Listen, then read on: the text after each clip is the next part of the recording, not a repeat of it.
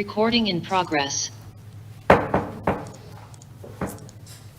Hello, it's February 27th, 2024, and we're going to call the special town council meeting to order. We have everybody present except for Councilor Parker and Councilor Merritt. And we will begin with our new business. Councilor Gajewski, would you like to read number 2024-140, the landfill solar option agreement, please?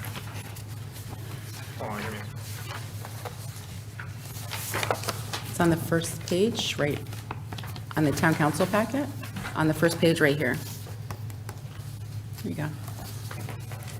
Resolution authorizing the town manager to sign an exclusive option agreement between the town of Groton and Viraji LLC, DBA VCP Realty LLC, and to submit a bid in the upcoming Eversource Shared Clean Energy Facilities Program and Eversource Non-Residential Renewable Energy Solutions NRES Program.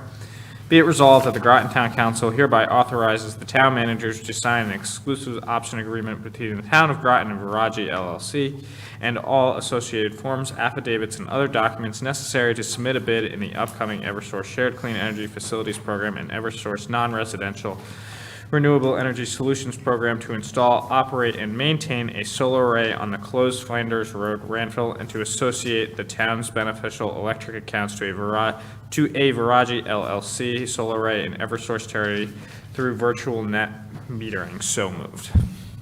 Second, Joe. I have a motion by Gajewski, seconded by Bordelon.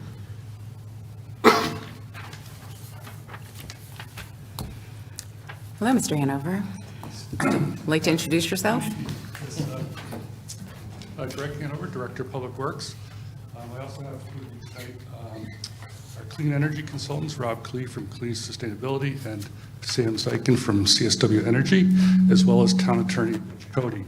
A couple weeks ago at the COW, it was unanimously approved to move forward with the option agreement for putting the solar up at the landfill. And since that time, we've finalized the option agreement, which was in your packet. It's been approved by the town attorney, and we're just here tonight to answer any questions you might have on it. Just a reminder, this is going into a Eversource bid next week, and if we win the bid, then we'll be back to do the long-term 20-year lease agreement, and there will be a public hearing component of that as well. Okay, thank you. Councilor Jones? Thank you, Madam Mayor. Thank you, Mr. Hanover. I just have one question. I know we're going into bid for the two programs, the SCEF and the NRES program, and we need to have both of those. Do we need to have both of those programs approved for this project to move forward? No, it could just be one. Could it be either one, or is it just? Either one. It's most likely it'll be the SCEF program, which will actually is a better benefit to the town. Okay. And that's the one that's due, I think, Wednesday, March 5th, 1 o'clock. Okay. So just having one will qualify us enough, and we can move forward. Yeah, the NRES will be some additional funds if we get that, and that's the following week that one's due. Okay. All right. Thank you. Councilor Rusk? Two quick questions. One, can you explain how it is how it's better for the town for the SCEF? Is it SCEF? Is that what you said? Program versus the NRES? And then also on page 5, under 3.4, there's a mention that the developer will bear all costs, expenses, taxes, et cetera. Are there taxes in light of the fact that it is on town-owned property? Those are my two questions. Thank you. Which section were you looking at? I'm sorry, it's on page 5 of our packet. It is 3.4. The last sentence on 3.4.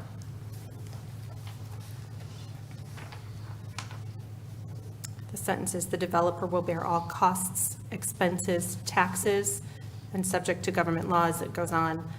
My question is, will the developer be taxed on this?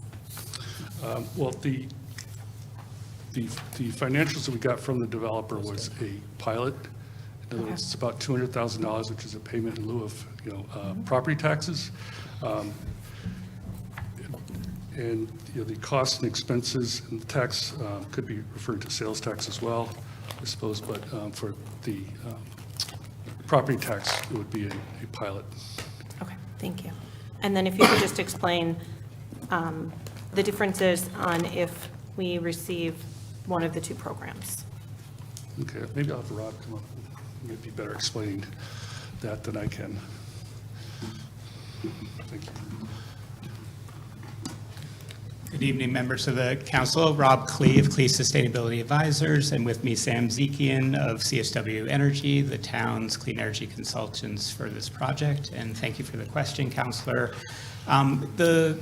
The larger potential financial benefit to the town comes from the Shared Clean Energy Facilities, or SCEF program, in which the town is going to receive that 20-year long-term lease payments to the tune of approximately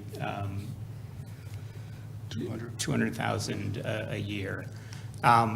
So that's for the SCEF program will be the solar array that is supporting the solar array being built actually on the landfill. The non-residential Renewable Energy Solutions program, the NRES program, is an additional potential payment to the town for associating its electric accounts virtually to another solar array that Verigy will be building elsewhere in Eversource territory. And so that one has a smaller sort of potential benefit to the town, but it is still an option for the town to receive funding there. And as Greg mentioned, those two programs run independently, and so you could win one, you could win both, you could win none. Again, they are very competitive programs, but our goal through the RFP process we ran to find Verigy as a partner was to find a very capable partner who understands this landscape, who understands, and is actually was recently in the Hartford Business Journal about the landfill solar arrays they're building elsewhere in the state. So that was the goal of our competitive process, was to find that good partner to put us in the best position we can for what will be very competitive Eversource processes. Thank you. Counselor Gajewski? One second. Thank you, Madam Mayor. Thank you all for coming. I had 3 quick questions. On page 1 of the agreement, it says the town grants the developer an exclusive right and option. My question is what happens if Verigy, if I'm saying that correctly, decides to not hold up their end of the bargain? Can we lease the development out to somebody else? Yes, after the end of this year and this program year. So there are, if there are built into this option agreement, the termination terms, which I believe are on page 4 of 21, starting there, section 6.1.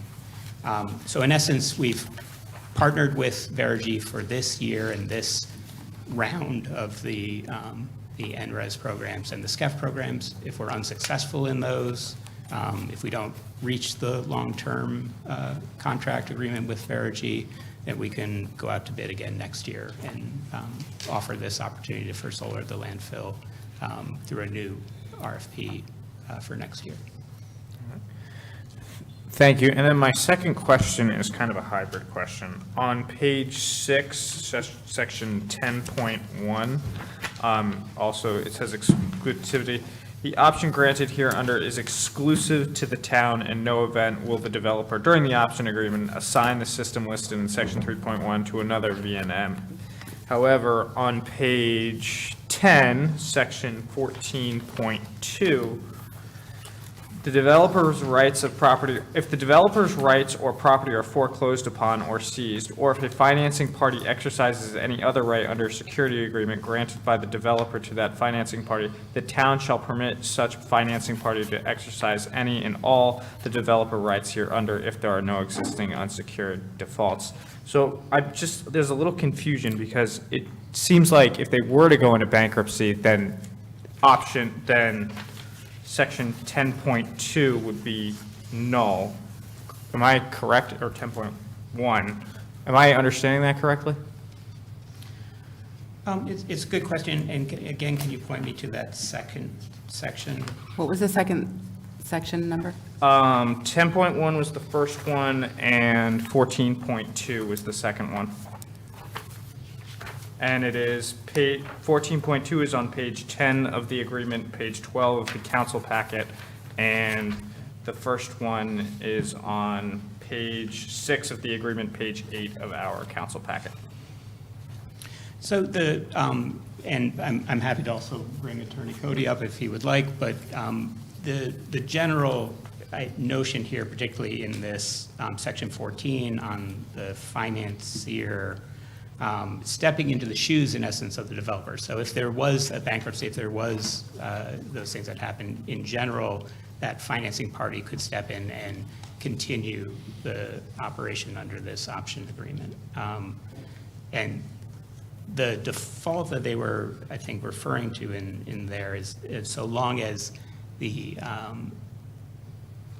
developer, if they didn't pay the option fee, if they had something else that was a problem, that would all have to be cured before the new financing party steps in. Okay.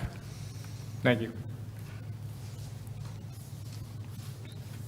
Any more questions? Councilor McBride? Yeah, thank you. I just had a quick question. You answered the financial one earlier.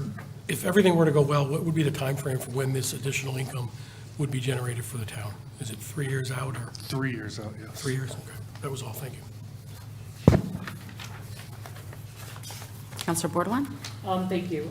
Thank you for being here and presenting. I've not seen you guys on Zoom, so it's nice to be in person, always for me.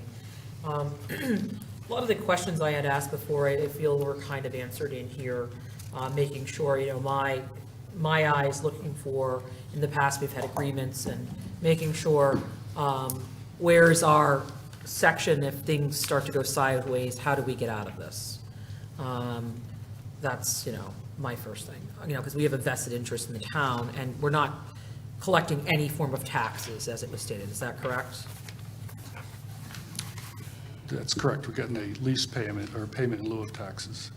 Right, so we're giving a pretty good agreement up front, right? I mean, this company's, we're getting something out of it, but we're offering that. So it's very important that we've done these other agreements in the town, and I just think there needs to be the proper wording in here to make sure that at any point our pullout is recognized. So at the end of this, it's 20 years, is that the correct time frame? Yes. They will remove all structures, or at that time, I just want to make sure that 20-year breakdown is set up. And if they were to go bankrupt, is it in here anywhere? Draw me to where it says how that removal will happen. So if I could jump in, this is only the option agreement that gets us to the stage where we then enter into that long-term 20-year contract. Though you're right, we do put into the sort of term sheet for that long-term contract to ensure that the responsibility for the operations, maintenance, and ultimate removal is on the developer of the system. And again, that long-term contract, which, as Attorney Cody sort of made sure was in this final version, that needs to come back through this town council for its approval. So you'll have a whole nother document that'll be in front of you, which will be out. Another chance to stab at that. So I guess it's great for the community to understand that this is just the first step and that we can add other protections later if need be. And is this the standard practice to do no tax collection on any of this? Is that how these are normally generated? Or is it just town by town, or what's the feel on that? I think it's generally, obviously it's town by town, but I think generally the pilot, is, what is generally what most towns do. They get a lease payment and don't tax the equipment. Right. Okay. I mean, I'm all for about, the green energy, making sure it's a brownfield and then some there. So having something that's able to be on that field that's safe, that's going to generate a benefit to our community and offset cost, I think is a cost savings to the town. I think this is, so far, looks pretty decent in considering. I did my homework, as I stated on Zoom. The company that was selected, it's in our state. The gentleman who's the CEO seems like pretty well credentialed and had a very impressive resume from my standpoint. I can't speak for everybody else. And that what he preaches and practices seems to be what's out there. And he has gone forth with a project, so this wouldn't be the first project. So I was very impressed by that. I guess the devil in the details will be once we get that final piece to come before us, but I feel comfortable moving to the next steps, and I hope that the state sees the need here, and we can use that landfill as a way of bringing something back that we lost from the community. So I thank you again, and thank you for bringing this initiative forward. Thank you.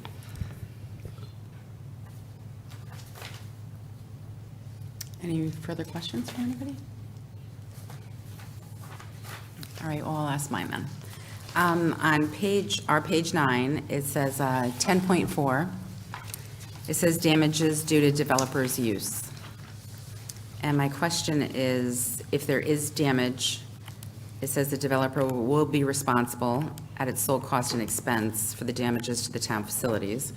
And my concern always is, because the landfill is capped, and if anything happens to that, it could be a problem. So if there is damages, how do we go about that? Is it in this, maybe I haven't gotten there, but do we have to go to mediation, or how is the resolution on this? Yeah, I think those details would be in the long-term lease, if it's mediation, arbitration, how you resolve those disputes. So it's not in this option agreement per se. I'm assuming it would be in the long-term agreement. The long-term agreement? Yeah. Okay. And I want to follow up on the taxes. I know I'm hearing the pilot, and does it, will that be in the long-term agreement as well? Because I'm seeing a payment in here, but I don't actually see where it says, and maybe I'm missing it, where it would be a payment in lieu of taxes in that section. I was looking in like 12.1 or something like that. Oh, no, that's the insurance, I'm sorry. Where's the other section? Of the payments on the payment in lieu of tax. Maybe you could point it out to me then. Because I do know that there is an issue with solar and whether we find them to be taxable or not on personal property declarations. So, Yeah, all those issues, and, that will actually have dollar amounts, I'm assuming, in the long-term lease. Once we get assuming we're awarded a bid, we'll know what the exact dollar amounts, and it'll be spelled out in there they'll all be spelled out in precisely? there. Yep. All right, so these are the two things that I should be looking for in the long-term lease, at least for myself at this time, Yes. as well as some of the other items in there. But I thought there were some good questions tonight, so without any further questions, I guess we shall take a vote on number 2024-140. All in favor? Aye. Opposed? Abstentions? So that'll be 7-0. Great, thank you. Thank you. Thank you. Thank you. Thank you for coming. Thank you all for your questions. Move to adjourn. So I have a adjournment on the floor by Counselor Rust. Second? Second by Jones. All in favor? Aye. Aye. Opposed? Abstentions? That passes 7-0. It is at 6:50 PM adjourned. We'll now go to our Town Council Committee of the Whole regular meeting agenda package for February 27th, 2024. We'll do call of order. Roll call, all are present except for Counselor Parker and Counselor Merritt. And Counselor Parker had stated, I believe she is at another meeting, and we'll try and, right, at TVCCI representing the town council, and we'll come in later on. So we're off to calendar and communications. Counselor Bordelon? Thank you. Let's see. I attended the ECC competition for our area for Fitch High School with the surrounding high schools that were involved for fencing. It was held at Griswold High School. I think it was a very amazing event and turnout for Fitch. We had a sophomore, Nate Johnson, who finished first in foil, coming home with the gold medal in that, which was really impressive considering his grouping with a lot of seniors and a lot of advanced fencers, as well as a senior from Fitch, Elena Brokart, who came in second, as well as an epi, and many others placed as well. So that was really interesting. I just want to thank the town Parks and Rec. Mr. Potter reached out to me and asked me to speak for the Black History Month celebration. Unfortunately, I was torn as a counselor. I was honored to be asked to speak, but with my son being a senior at the fencing meet, I felt my obligation needed to be with my family. I did send in a written statement, and it was read, and someone sent it to me by video, so I thank Mr. Potter from Parks and Rec for reading that for me. I was asked yesterday, well, before yesterday, but yesterday I spoke at New London High School for Black History Month. It was a great honor. It was heavily attended, a lot of fun, a lot of breakout sessions. I also attended the Knowing Baptist Church. They had a speaker there for Black History Month, and a book that we had read, and that was pretty interesting, and definitely a lot of interesting feedback. I attended several Board of Ed meetings in person and via Zoom. I attended the Athletic Task Force meeting via Zoom. They did not have a quorum, but just went over a basic presentation. I attended a city planning and zoning meeting, and I received many responses about SB Butler, concerns about the Personnel Appointment Committee regarding John Goodridge and concerns there. Also received concerns about the Board of Ed budget. Also did have communications with the town manager after attending the Board of Ed meeting, looking at softwares for Board of Ed, and was asking him what software we use. He stated Munis, and I found out that New London also uses that, Branford and many others. So that was some good conversation. And I think that's, some conversation about short-term rentals as well. That's what I have for now. I think that is, let me just make sure, anything else? I think that is it. Thank you. Thank you. Counselor Pacino? I've received, thank you, Madam Mayor. I have received some of the same communications that everybody on this board has received, and I got nothing else to add. All right, thank you. Counselor Rusk?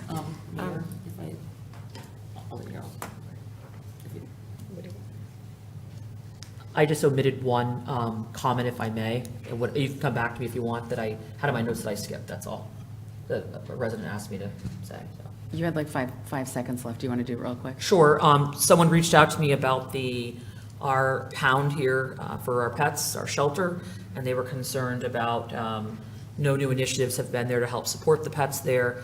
And in lieu of the incident in Stoning, in Pawcatuck, they were wondering if the police dogs had a chance to get any type of safety vest that could be bulletproof. And I was not aware of that, and I said I would comment about what other initiatives we're doing for the shelter.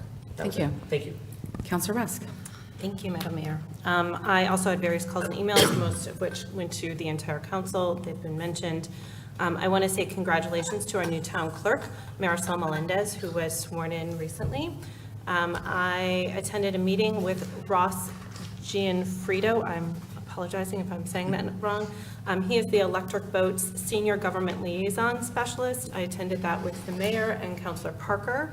And we met really to discuss details on how Electric Boat can partner with the town best We talked about things like beautifying the area, construction updates, awareness and branding, transportation, pedestrian safety, parking, workforce housing, childcare concerns, so a lot of different issues that we hope to expand this conversation, continue it with Electric Boat.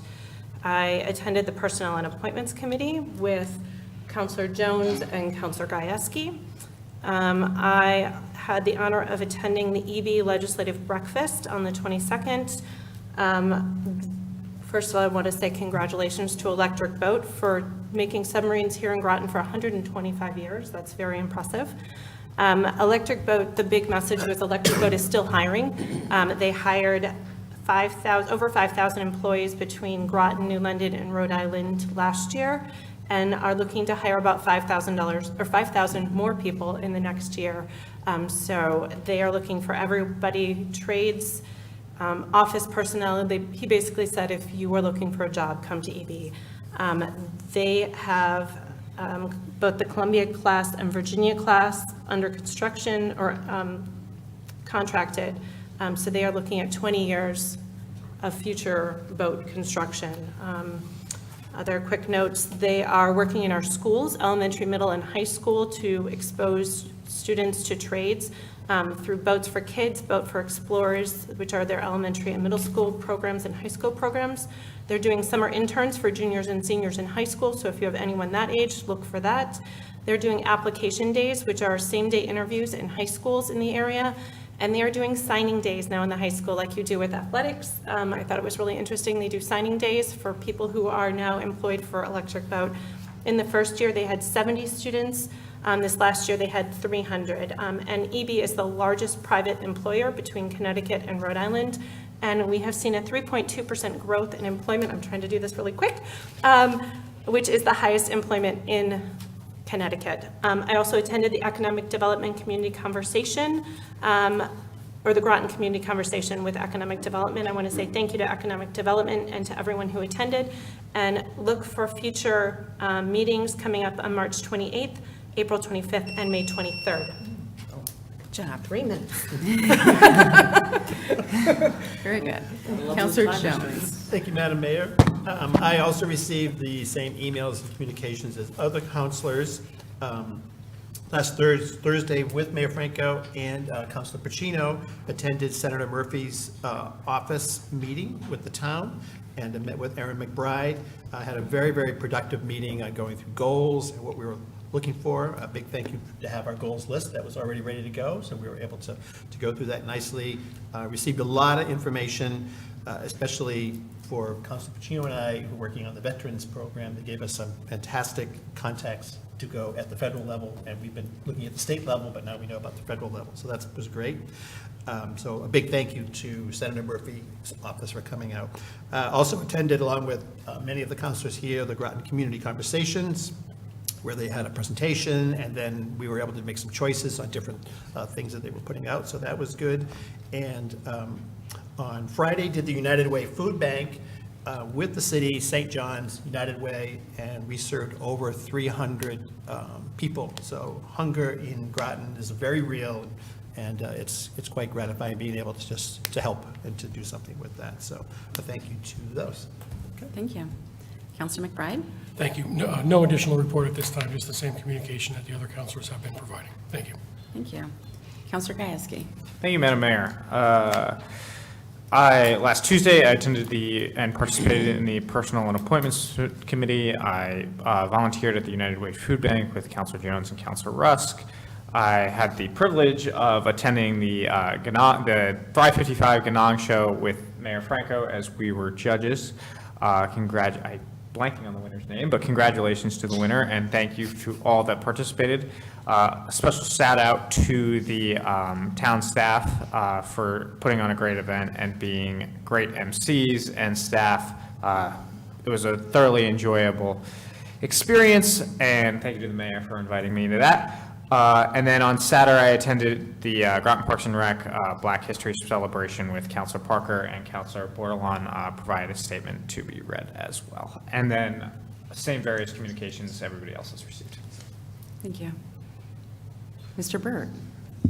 I just wanted to see if I could respond to Councilor Bordelon's question about the vest for the, Go right ahead. yes, we do have protection vests for the dogs. And if you have any other questions, if you shoot them to me, I'll get the answers to all of the council. All right, thank you. Okay, so I have numerous communications, and I also have some as the mayor that I would like to update our council as well. I also received numerous communications from residents. I watched the recorded Personnel and Appointments Committee meeting. I watched the Board of Ed meetings on Wednesday, Thursday, Friday, and yesterday. Much discussion, and they voted on a 7.91 increase, totaling $87,958,484. Though they said they would work to find cost savings prior to the town council taking up their budget. On February 21st, along with Councilor Bordelon, I attended the Athletic Fields Task Force meeting. It seems as though the RFP response came in above budget by $100,000. They are working to make amendments and eliminate the architecture fees, which should bring them into their budget. During the meeting, they conducted a presentation, though, because they did not have a quorum, no decisions were made, and they were rescheduling the meeting for early March. On February 22nd, along with Councilor Rusk, Jones, Pacino, and Bordelon, I attended the Economic Development Conversation Workshop about Growth, Change, Quality of Life by Professor Poland at the Submarine Museum. The presentation was educational and is available on GMTV, and it was explained how a community can have increased housing needs even if the population number is not going up. I advise people to really watch that program. It was very interesting. On February 23rd, Councilor Gajewski and I were judges at Thrive 55 Ganong Show. It was such a wonderful event, lively and entertaining, along with a delicious dinner. And congratulations to all who participated. I truly enjoyed the evening, and thank you to the staff. And actually, we are with Mr. Barry in the audience, who participated in the Dolly Parton sketch. On February 26th, I met with Mr. Burt to review the upcoming agenda items. Going backwards a little bit, this is more of some of the mayor items that I wanted to share with you. On February 19th, Councilor Parker Rusk and myself met with Ross Gianfredio, who is the General Dynamics Electric Boat Government Liaison, who met with us to see how Electric Boat could help work with the Groton community. It was a very good discussion that hopefully will continue and bring about a growing relationship, not only with the town manager, who has spoken with him, but with the town council and our community.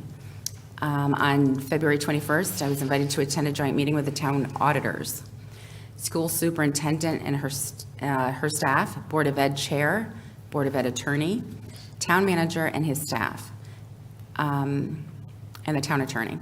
I sat in on the meeting and listened to the discussions related to the delayed education audit. Prior to the meeting, Mr. Burt had sent out an email to the full town council relaying the issues at hand. It was made clear by the auditor the education department needs to gather their reporting information and submit it as soon as possible.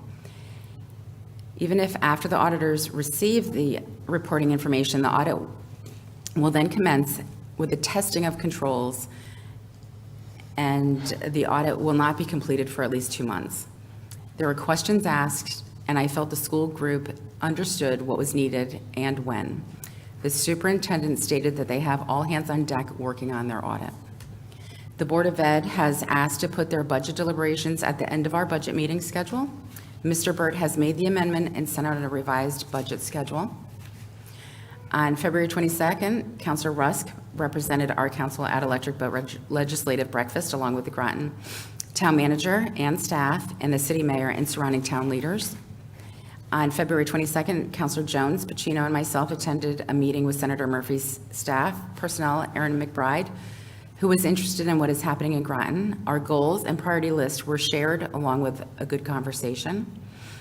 The city has reached out to the town councilors to schedule a date on the 3-on-3 public works meeting with Councilors Bordelon, Jones, and Merritt, who will be participating and representing the council.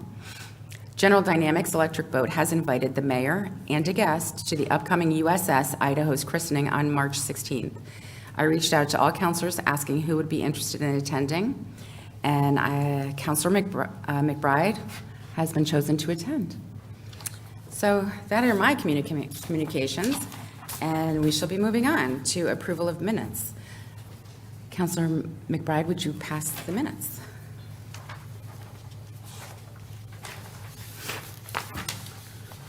I'd like to make a motion to approve the Committee of the Whole special meeting minutes of February 6th, 2024. Second. Moved by McBride, seconded by Rusk. Any corrections? Any you would like to bring forward? Counselor Rusk? Just a small typo on page 1 of the minutes. The motion was made by Counselor Pacino instead of Pacino. What section is that? I'm In sorry, the 5A. Second, 5A, third paragraph. third paragraph? Okay, Just a minor typo. all right, just a typo. Anything else? Okay, we'll vote on the minutes. 2024-179, all in favor? Aye. Aye. Aye. Opposed? Abstentions? Counselor Bordelon, I'm sorry, I didn't hear your vote. Oh, I said aye. Thank you. That passes 7-0. Moving on to new business, we have 2024-185, proposed 2024 golf course rates. Would you like to come on up, Mr. Berry and your staff?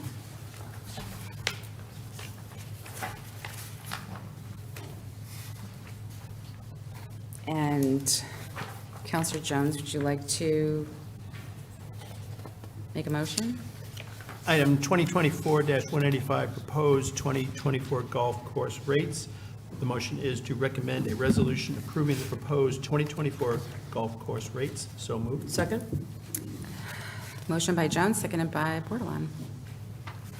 Would you like to introduce yourselves? Good evening, Mark Berry, Director of Parks and Recreation. To my near right is Eric Morrison, who's the golf course superintendent, and to my far right is Todd Goodhue, who is the golf pro. Welcome. Would you like to give us a synopsis of Sure. your increases or Sure. decreases, or what you Yep. have to present?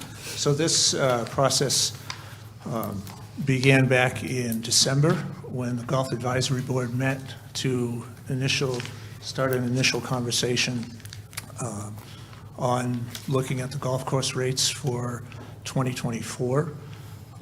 That discussion continued in February, and at that time, at the February meeting of the Golf Advisory Board, the board recommended a 5% increase on memberships.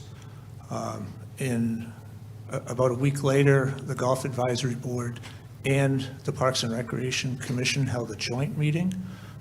At that joint meeting, there was a discussion about the rates, and the Parks and Rec Commission took the Golf Advisory Board's suggestion and made a motion to increase the rates by 5% just for memberships for the 2024 season. And that's where we are this evening. There was no increase to memberships rates last year. And there was an increase to the greens fees, so what folks pay coming off the road. So the decision was made this year to try to keep the greens fees rates competitive with some of the other golf courses in the area, to not increase those rates this year, but to just increase the rates of the membership.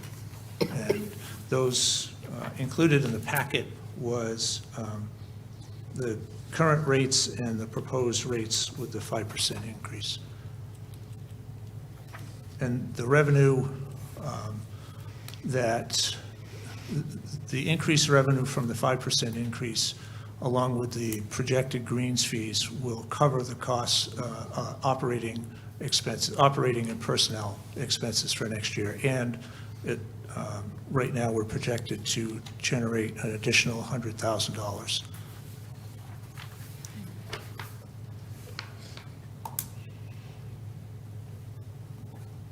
Counselor Pacino?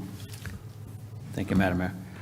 When will these rates go into effect, if we approve them? The rates would go into effect tomorrow if the council approved these rates All right, this Mike. evening.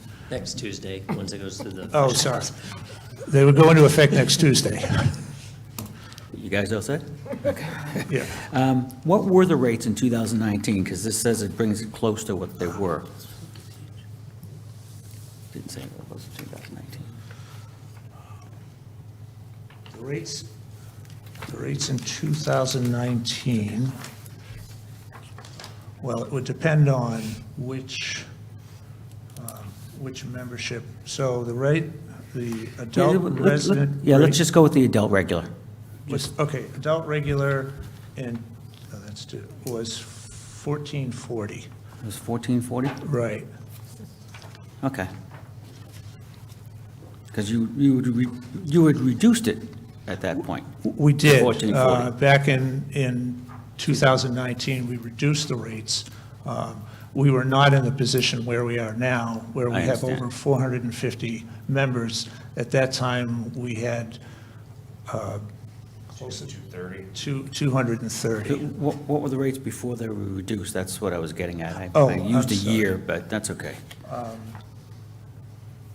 Let's see, adult, in 2018, they were 1,600. It was 1,600? Okay. Yes. So you're on, pardon the pun, you're on par. Okay, I'm good, thank you. Counselor Borderline. Thank you. But one of the additions that I am pleased to say is that back then, that we didn't have the military rate. That is correct. That's correct. So I, thank you guys for incorporating that. It was a suggestion I brought up with the support of the council to incorporate that. So that's one of the things that was not there when we look at the rates now that it has been in effect now 2 years? This is the second year, yes. Yeah, I think that's wonderful to have. My question is there any initiatives from the Parks and Rec side? There's a need to get more people of lower income involved in golfing, getting the exposure. Maybe it's equipment issue or the access is not affordable, right? And, that sometimes holds people back, and some other towns are trying to, when you go through Groton Parks and Rec, if you need services for camp or certain things, if you can show a financial need, is there any incentives to help people if they just really want to get involved in golf, but maybe there's some type of barrier that we're not aware of? Yeah, I have talked to Todd a couple of times about this, and he did say that he was speaking with the assistant golf pro, so I think it'd probably be best if I turned it over to Todd to let him explain what they're working on. Right, we're planning on providing free golf clinics weekly during the month of July, and we have equipment that we can provide to the kids that do not have equipment, and so hopefully we'll appeal to those kids that otherwise did not have an opportunity. Is it, my next question, would it only be to kids? What if, I don't want to invest in golfing fully yet, because I'm not sure if I like it? Is there any opportunities for adults, maybe later in life, that want to give it a swing? Yeah. I mean, Yeah, we is there an can age certainly- limit? Like, if I showed up, would I be able to participate, just to see if I even liked it? Well, the original plan was to market to the kids that don't have that opportunity. Right.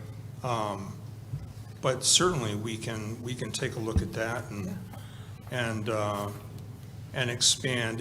It would be most appropriate to have adult clinics, and what we usually have done is we have ladies' clinic, we have men's clinic, and we have young folks' clinic. Gotcha. And that's usually best to do that. But yeah, we have done in the past, and we certainly can do in the future. Yeah, I think that's great. I've heard from some people, later in life, you didn't know that you'd like it. And Sure. I think it looks fun driving around, sipping on a cocktail and swinging a ball. And it's the only place you can drink and drive, it seems. But anyway, that's what someone said to me. But the point is that in your later years in life, having the opportunity to try something that you might not know that you like. And so without putting the full investment in. So I like that idea. Sure. I think start with the youth, and if there's a way to do a women's free clinic to come out and just give it a whirl, see if you like it. Sure. And it doesn't have to be income driven. It could be just come out for this, free clinic and see if you like it, and maybe for men as well, or whatever. So I think that would be really cool, and if you can't fit it in this year, obviously that's okay, but maybe something to think about for the next Sure. couple of years, and maybe I would even show up. I've always been interested in golf, but Great. never really considered pursuing it, and, I'll have a conversation with Casey, my assistant. yeah, and then the other thing is, last thing, and again, thank you for all that you guys do, is there any rates, daily rates for military? So, my son, being in the military, and a few of his friends were asking me, they're not here long, right? They're always out to sea, and they're trying to find fun things to do, driving around the cart, not saying what they're doing probably, but they don't want to commit to a membership because they're going to be deployed 6, 7, 8 months out of the year. Are there any considerations for daily discounts for military that they use the base golf course, but they want to venture off, Sure, we do give our military folks the resident discount, the guest fee. Okay. So they do get currently, and have for forever. So what is that? Is that advertised online and everywhere on the rec page? It's on the bottom of the application. Because I don't think, this is just a suggestion, is maybe we should advertise that. Because if you don't get to the application point, you might not see that rate number. But if we could maybe just advertise it, and say, hey, did you know that if you're military, your daily rate is a resident rate? Come on down. That would just be just my own suggestion. And what is the current resident rate versus non-resident rate? I think you all have the rate structure, and so it would be Can you the stop? guest Yeah, fee. Sorry. The guest fee. So for a weekday, $45 for a resident. Okay. Yeah, and a weekend would be 50. And what is the non-resident fee? So on a weekday, it's 50, and a weekend is 55 on a greens fee. Okay. I think those are fair prices. And again, it's not, because obviously you guys are trying to implement this, but looking forward, I was looking at some other towns, and they had a bigger gap in the non-resident to non-resident fee by $5.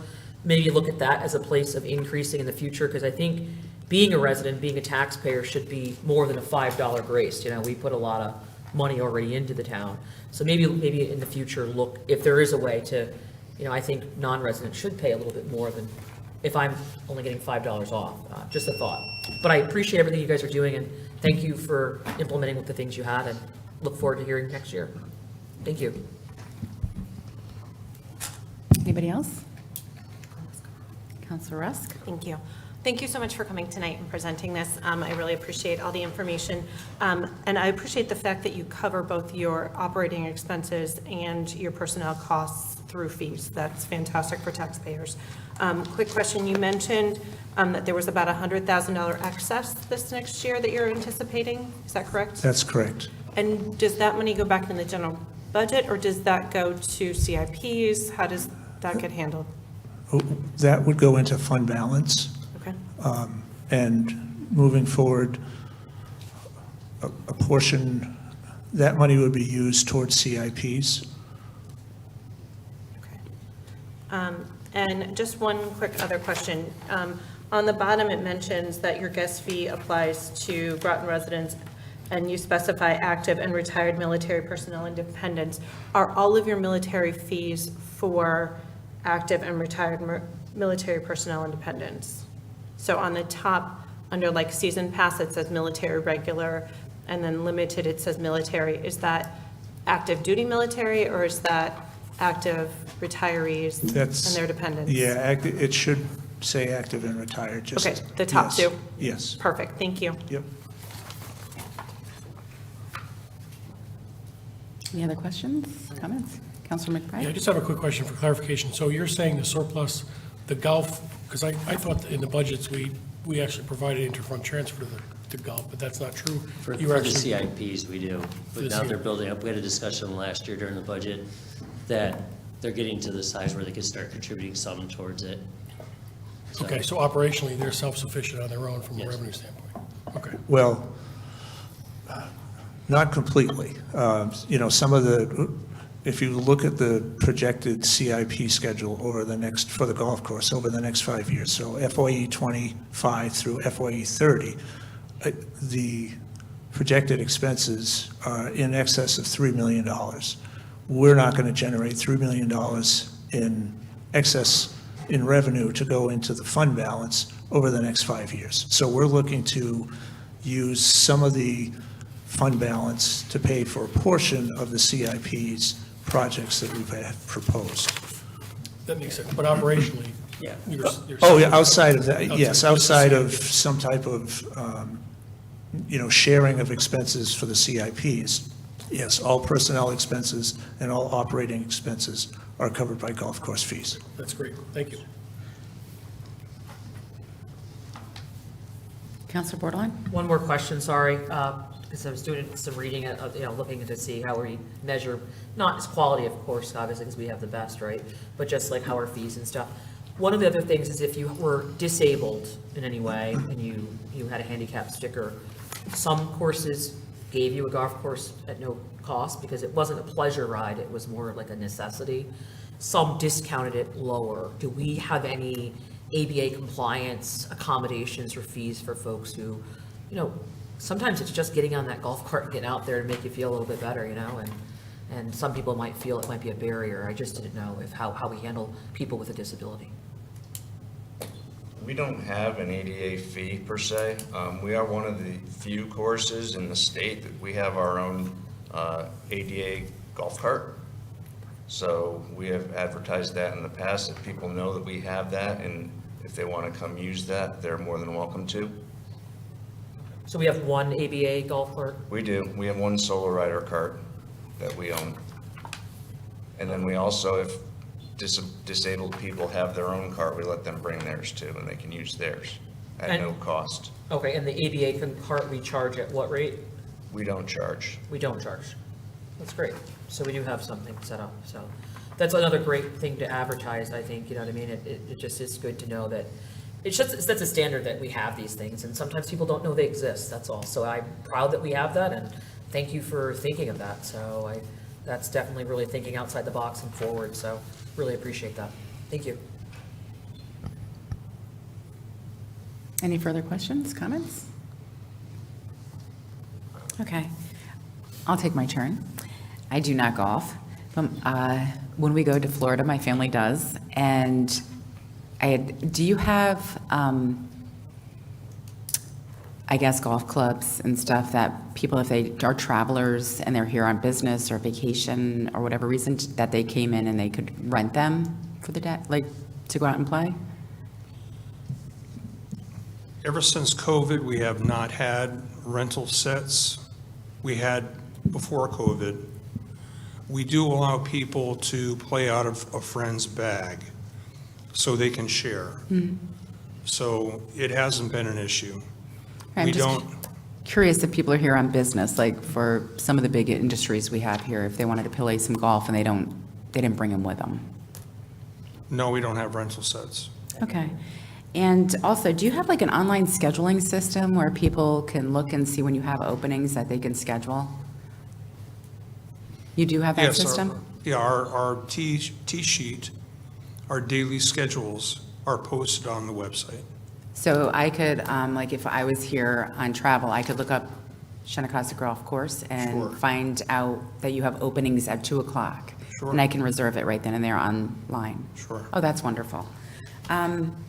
Okay, maybe we can get some golf clubs back there to rent out, and if you need to make up $3 million, Mr. Berry, I think you could keep increasing your membership and work on that. Some of the members would disagree with that. I'm just joking. Thank you for your presentation, and I think we are ready to vote on 2024-185, the proposed 2024 golf course rates. All in favor? Aye. Opposed? Abstentions? All right, passes 7-0. Thank you for coming out. Thank you. Thank you.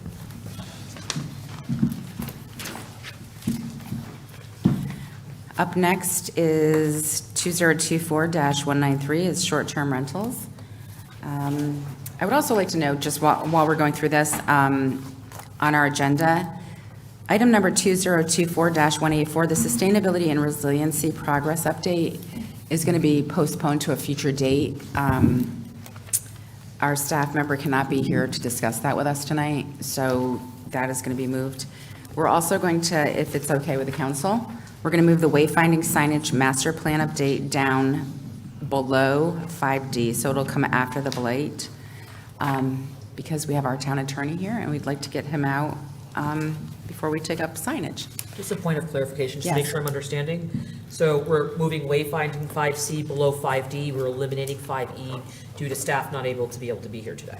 That's correct. Perfect, thank you. All right, thank you. Hello, would you like to introduce yourselves? Sure. John Reiner, Director of Planning and Development Services. Rich Cody with the Town Attorney's Office. Nice to meet you, good to see you. Nice to see you guys. So tonight, we're going to be discussing short-term rentals, and by any chance, would you have some kind of presentation to maybe get some of us back up to date on what is happening now in the short-term rental world? Sure. So I'll give a little bit of history, excuse me, about kind of where we approached it originally in Groton. So looking back, I think one of the last council meetings we had before the COVID shutdown, we were actually talking about short-term rentals, and we had done some initial research back then. I believe that there was a little bit of a task force of some community members that had been put together by a previous council that was also talking about the issue of short-term rentals.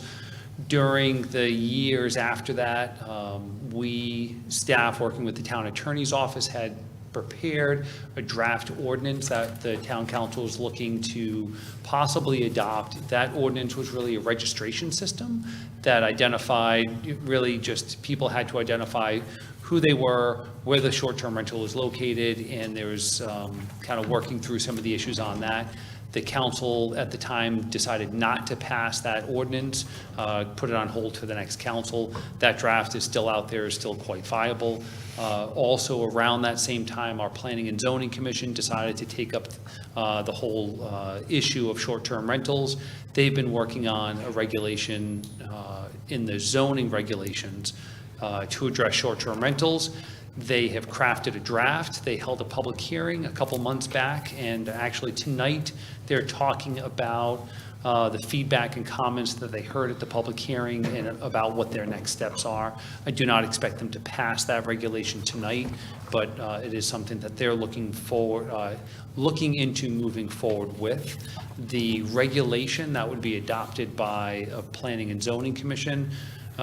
There's a court case out there right now that might have some impacts on that, that our town attorney could talk about.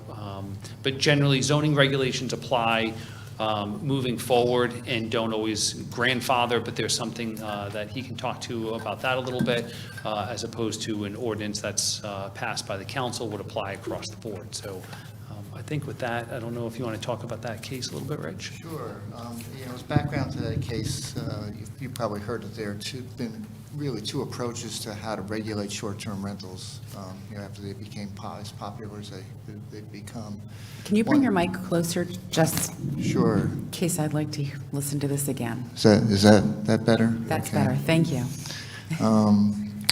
So the two basic approaches to regulating short-term rentals are using the ordinance power or using the zoning power. And the majority opinion has been among practitioners in Connecticut that probably the better way to do it is through the ordinance power and not through the zoning power. The reason for that is that the zoning statute, as you know, has a grandfathering provision which allows non-conforming uses to continue in existence despite the adoption of a regulation that might prohibit them. So the concern there was the creation of non-conforming uses. And then how do you deal with them? Because if you outlaw them by zoning, the non-conforming uses would have their own class of permitted use under the statute. So the law is unsettled at this point in time. The prevailing case in Connecticut is what John referenced. It's known as the Wibby case. And that case held that a zoning ordinance that outlawed short-term rentals did create a class of non-conforming uses. And that case is, however, on appeal to the Supreme Court. And so it's a little unsettled. It's not quite clear what the Supreme Court would want to do. The countervailing argument with short-term rentals, or the two arguments, is that a short-term rental is really a single-family use that you lease for a short period of time. And most regulations don't distinguish the residential use being leased over a period of time. So the judges who wrote the appellate court decision said, how would, or asked the question rhetorically, how would a property owner know that he could rent the property for 30 days, but not for 29 days? So they ruled that that these were non-conforming uses. The countervailing argument, and it's gaining some traction. There's a case I referenced in the memo that you have out of Michigan. They have a similar zoning scheme. In that case, the court basically said with a sledgehammer, these are more commercial uses than they are residential uses. And so it's perfectly fine to have considered them to be illegal at the time they were created. In other words, the zoning ordinance already made them illegal. So with these arguments going back and forth, and these, the loss of this unsettled, the advice that we're giving right now is to sort of postpone any particular action, either by way of an ordinance or by way of zoning, because we have probably within about 4 or 5 months a Supreme Court decision on the matter that will elucidate it and give us some better direction. It's possible the Supreme Court could simply say that these are commercial uses and they're not residential uses. So how that case comes down will really affect anything you do going forward. And when you say Supreme Court, is that the? Connecticut Supreme Court. Connecticut. Yeah, the U.S. Supreme Court wouldn't probably take up the case. There are, however, Fifth Amendment issues, regulatory takings. So the federal court out in Michigan, in that case I reference, just said there really is no Fifth Amendment problem because they didn't have the right to do it to begin with.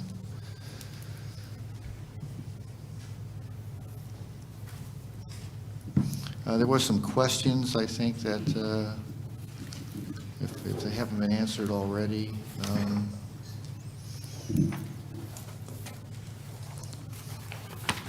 Can the town council place restrictions on STRs that do not exist for other uses in town? It can, by way of zoning or by way of the ordinance power. The devil will be in the details to see what the distinctions would be. The police can enforce things like noise violations. So in other words, if you were to adopt a registration ordinance that like it had been proposed 2 or 3 years ago, the police would still be able to enforce its other ordinances against noise and the like. Can the council create a fee for registration of STRs? The answer is yes. The fee would have to be rationally related to the actual cost that the town would incur as a result of it. Can the town council establish a local tax? I've been unable to find any legislation on this that would authorize a town to impose an occupancy tax. The state imposes a 15% occupancy tax on STRs, but to date has not authorized municipalities to add to that. It might be something you might want to take up with your local legislators. And then the last question is, what information would be needed to be provided to the planning staff to prove that an STR existed in advance of the adoption of new planning and zoning regulations? Again, setting aside the issue of whether or not these are going to be non-conforming uses, if we assume they will be, and the appellate court case will continue to be affirmed, it's going to be a matter of fact, and obviously the best kind of evidence for a property owner to be able to establish that his use was in existence at the time these new regulations were adopted would be actual receipts of rental income and some record. It would get more difficult for someone to say, I don't have any records, but I have friends who stayed here, and I have people who will tell you that we used it as a short-term rental. So there's a whole range of evidence that, the zoning people will be presented with. The ultimate arbiter of that would be the Zoning Board of Appeals. So any decision by the zoning staff would be appealable to the Zoning Board of Appeals, and that's where that would play out for the most part. But it would be on a case-by-case basis, and it would be time-consuming. Because each case would be different, each property owner would be different.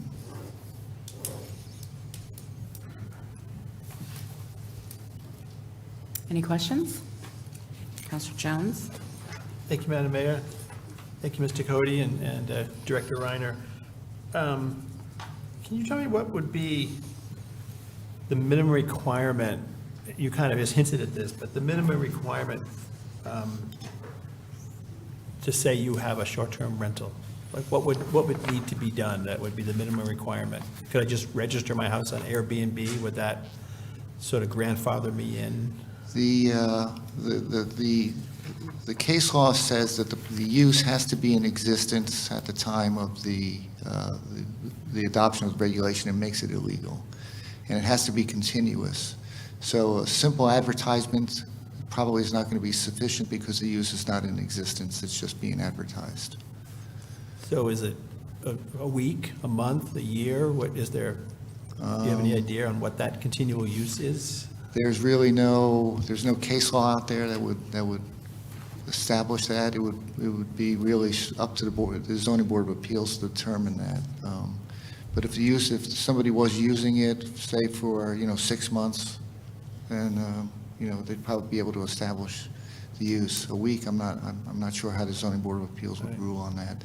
It seems like you'd have a mess. Somebody could have said, I had people in here for a year, and then I didn't do anything for a year, but I'm still grandfathered in, as opposed to somebody might say, I've been doing it for the last year. I mean, there's like so many possibilities here of just kind of creating a mess out of all this. That's exactly why the majority tend to think that the ordinance power, not the zoning power, is the appropriate way to deal with it. But, we don't know what the Supreme Court's going to say. I'm just looking at what we have here, not necessarily where all these things are going to go with the different court cases and things, but just the regulations that are sitting here in our packet. The zoning regulations, to me, sort of creates a series of have and have-nots in neighborhoods. We sort of looked up just roughly, I looked up earlier, there's something around 450 short-term rentals. We don't have a number because we don't have a registration system, but somewhere around that 400, 450. So in my view, we sort of would end up having a system of have and have-nots. There's people who have been registered and are using it, and then people didn't even realize this, and this regulation goes into effect, and my neighbor can do it and I can't do it.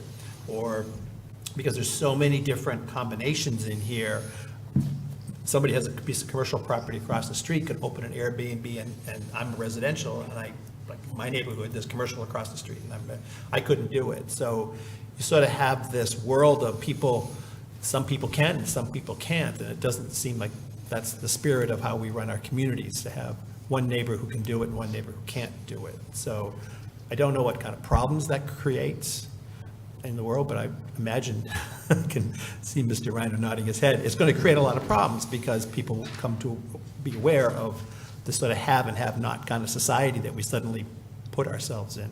It will. It's going to create a class of nonconforming uses that will be hither and thither throughout the town.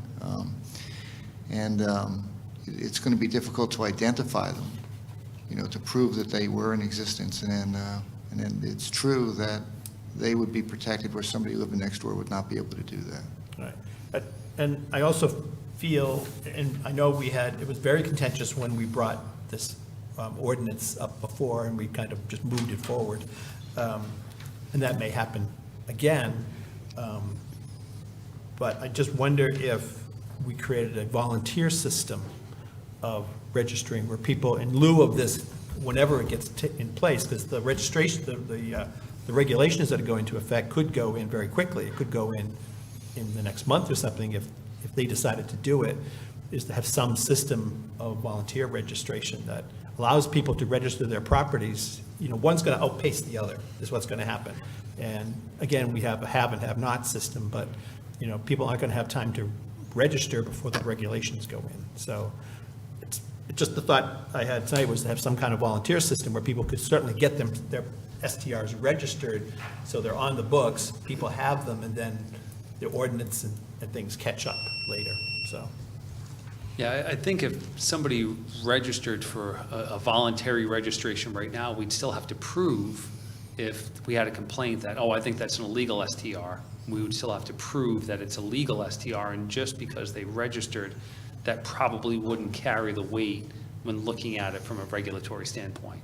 So we would still have to do the legwork and figuring out exactly what Attorney Cody said, what constitutes a legal non-conforming use, whether it's a consistency that, oh, they rented it, 2 weeks a year, every year, all right, does that have the same rights as a short-term rental as somebody who rented it every day for a year as a short-term rental, and can they kind of move back and forth between those?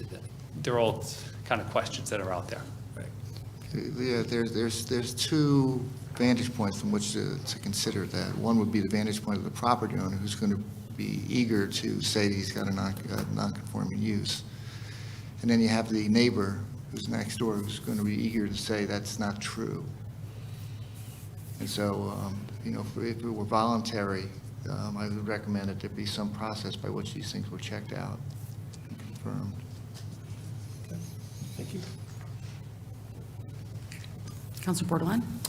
Thank you. I said on the committee originally, way back, it seems so far ago when this thing was started, and there's a lot of things I did not necessarily agree with. And one, I don't think this, I speak solely as for myself, the document we have in here is not in any way ready to see the light, in my opinion.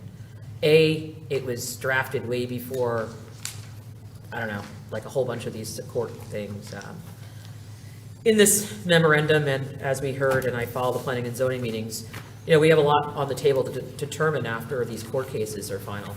And it seems as if, what I'm understanding, if I'm reading it correctly, what states here is that they're kind of on a hold, or a recommendation to hold. And I feel as a council, there's really not much we can do either then if they're on hold until, there's some type of decision made at, the Supreme Court level, or, some determination on any of those things. And until then, it would be kind of, just seems like it would be a waste to move forward.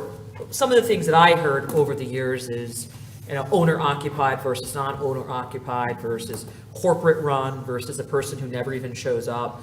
I think there's a big distinguishing factor between that. And I think there's been more data and more information about that even since this document was even drafted.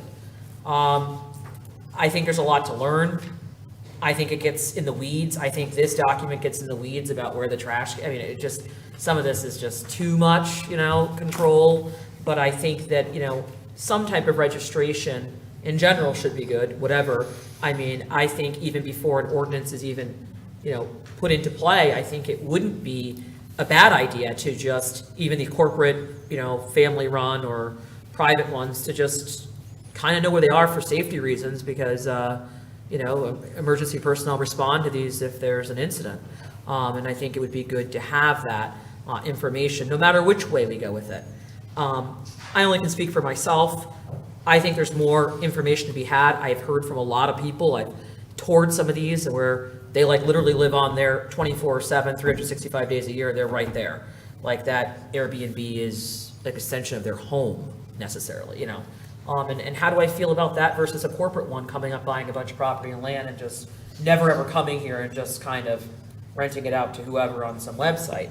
I think those are drastically different versus community owned, where you might own a building and you live maybe only a mile down the road and you're here and you're vested. So there's so much. I'm going to run out of time because we're at these time restraints, but there's a lot in here. The stuff that's in this is not enough yet, right? In my opinion. I don't feel comfortable. I accept the fact that No Inc. has made a regulation. I think you have to be a minimum of 30 days or something. You have to stay a minimum, And again, some of the people there say, who's tracking that really, right? It's kind of an honest policy unless a neighbor says something. But I'll speak at my second turn, but I just think that there's so much to go, and I think we need to see what planning and zoning bring to us and what these court cases reveal. Well, you make an interesting point in the distinction between commercial property, commercial activities and residential activities. In the case out of Michigan, what happened there is there were about 29 property owners who purchased the property exclusively and specifically for the purpose of operating short-term rentals, and did so for no more than like 3 days in a row, each shot. So the court said, this sounds commercial, this doesn't sound residential. But the point would be, what do you do with somebody who's owned their property for 50 years? They need an extra income, they see this opportunity. Are they also outlawed? And it's hard to balance. So, and that's what the courts are trying to do, is to balance the equities here.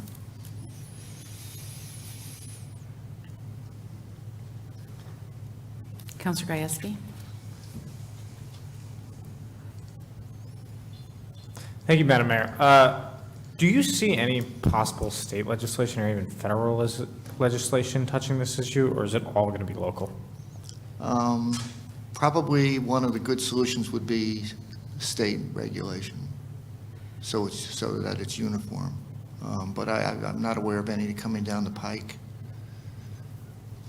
I think even the legislature's waiting to see what the Supreme Court does with it before. And do you have a timeline of when that Supreme Court decision is going to come out? I don't think it's been argued yet, but I think will be argued very, very soon. And, when does the Supreme Court rule? I've had cases ruled on in a matter of 2 weeks, and I've seen them go a year and a half.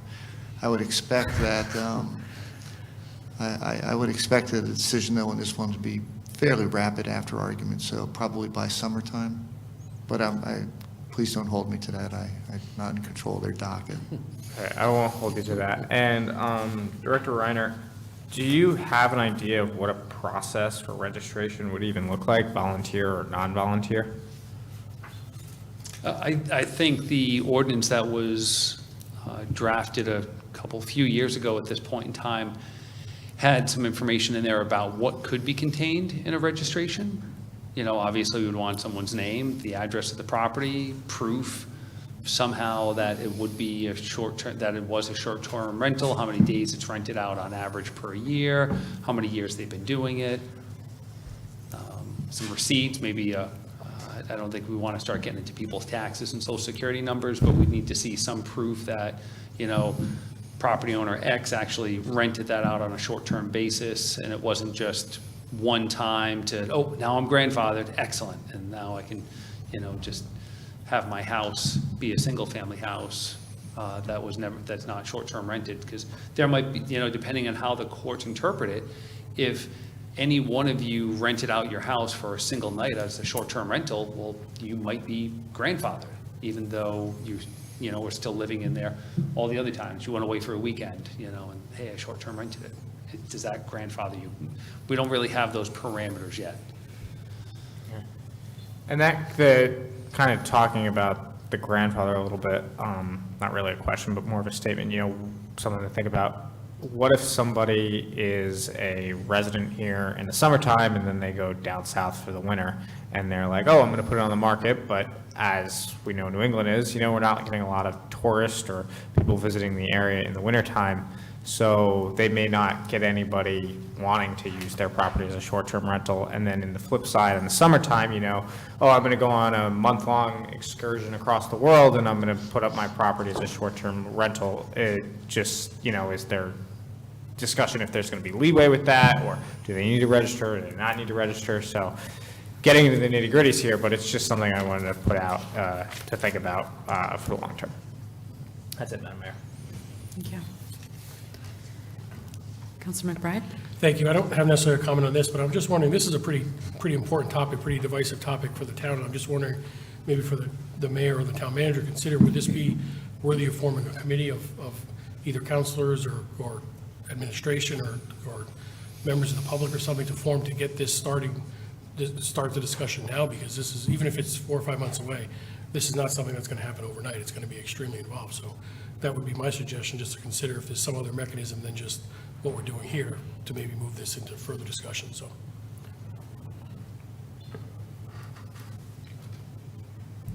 Any other comments, Questions? Counselor Pacino? Counselor Jones? Thank you. Just sort of a follow-up. The case, the state case is the Withby? Wibby, Wihbey. Withby case. And what's the Michigan one called? It's one of the townships that they have out there. I can't remember it. I'd be happy to email it to you. Okay, just wanted to do a little more reading on it. Just to follow up on what, Mr. Rhino, what you had just said, where somebody just registered, just rented their house one night a year just so they get grandfathered.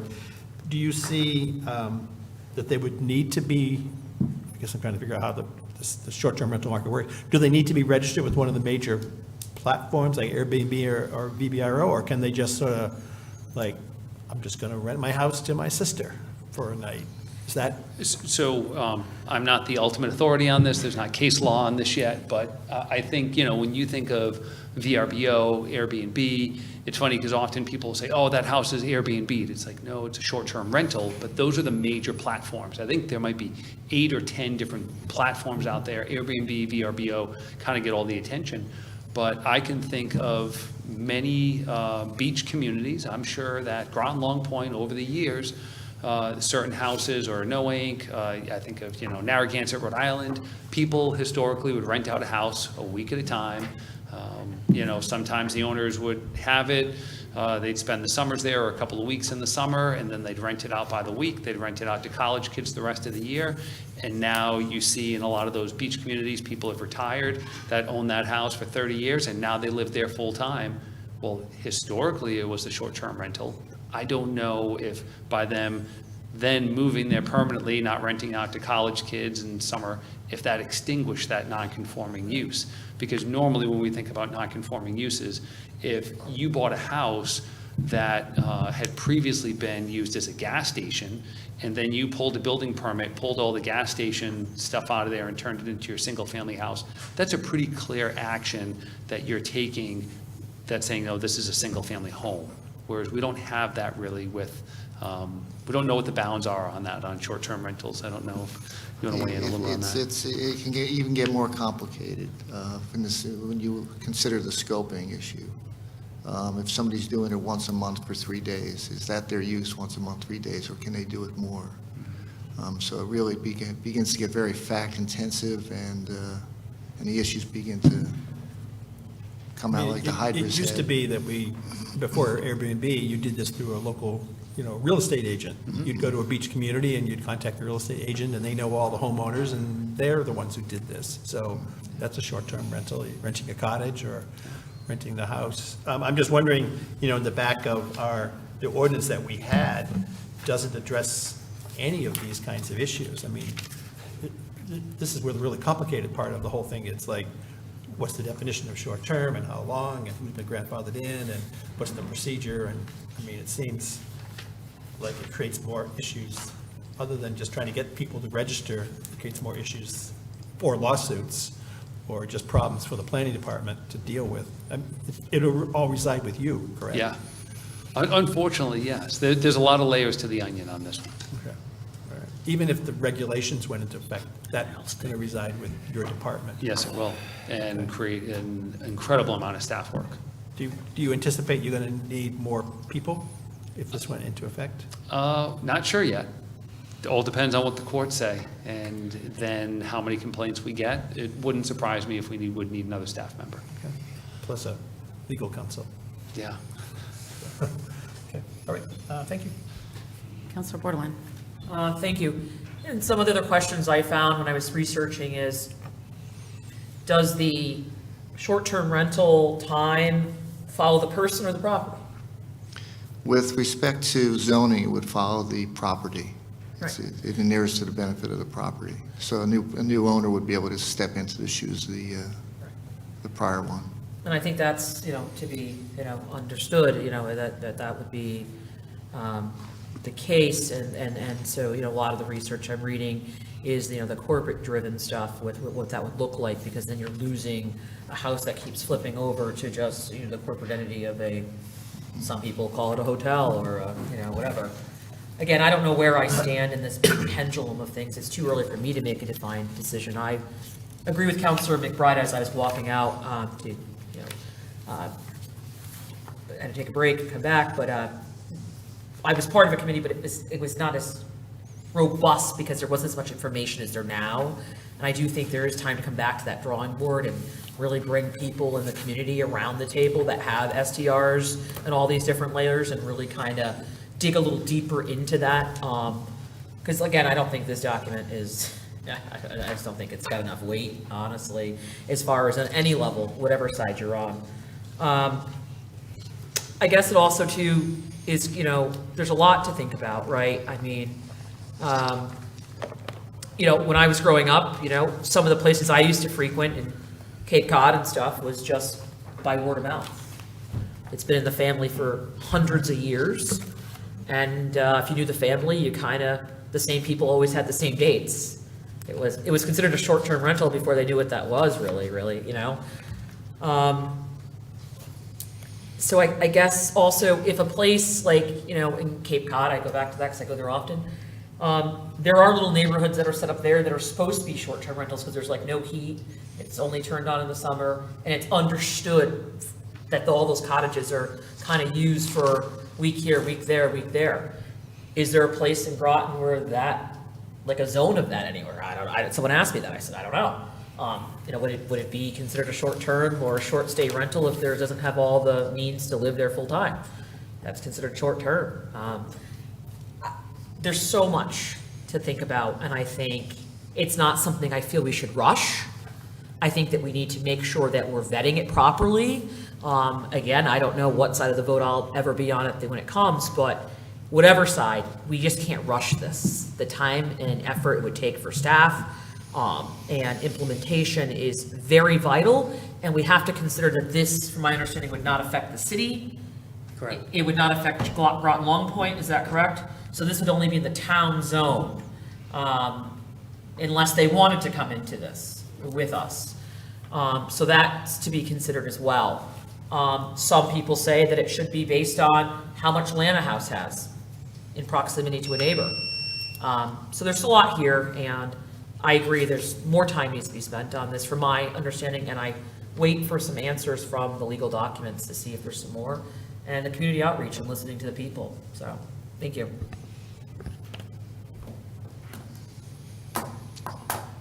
Mr. Burt? Just looking at the court case the attorney was going over, if you start something now, you'd have to predicate what you do based on the current ruling, which could then totally change once the Supreme Court goes, so it probably doesn't make a lot of sense to do much until that's settled. Okay, I'm going to take my turn. I do not understand planning and zoning, some of the non-conformity, conformity things. So if you're saying, we have them around town at the moment, and if planning and zoning says you can't have them in these areas, because it's in our packet in the red lined area, basically, of what planning and zoning has proposed to do, and they are limiting it to certain areas, as well as certain lots and who can live in it and all this. There's a lot going on here. So they would be banning them in certain areas, but there would be short-term rentals that are grandfathered in. That would be considered non-conforming. Is that correct? That's right. It's considered legal non-conforming. So it's Legal- legal, but it's non-conforming to the Non-conforming. current regulations.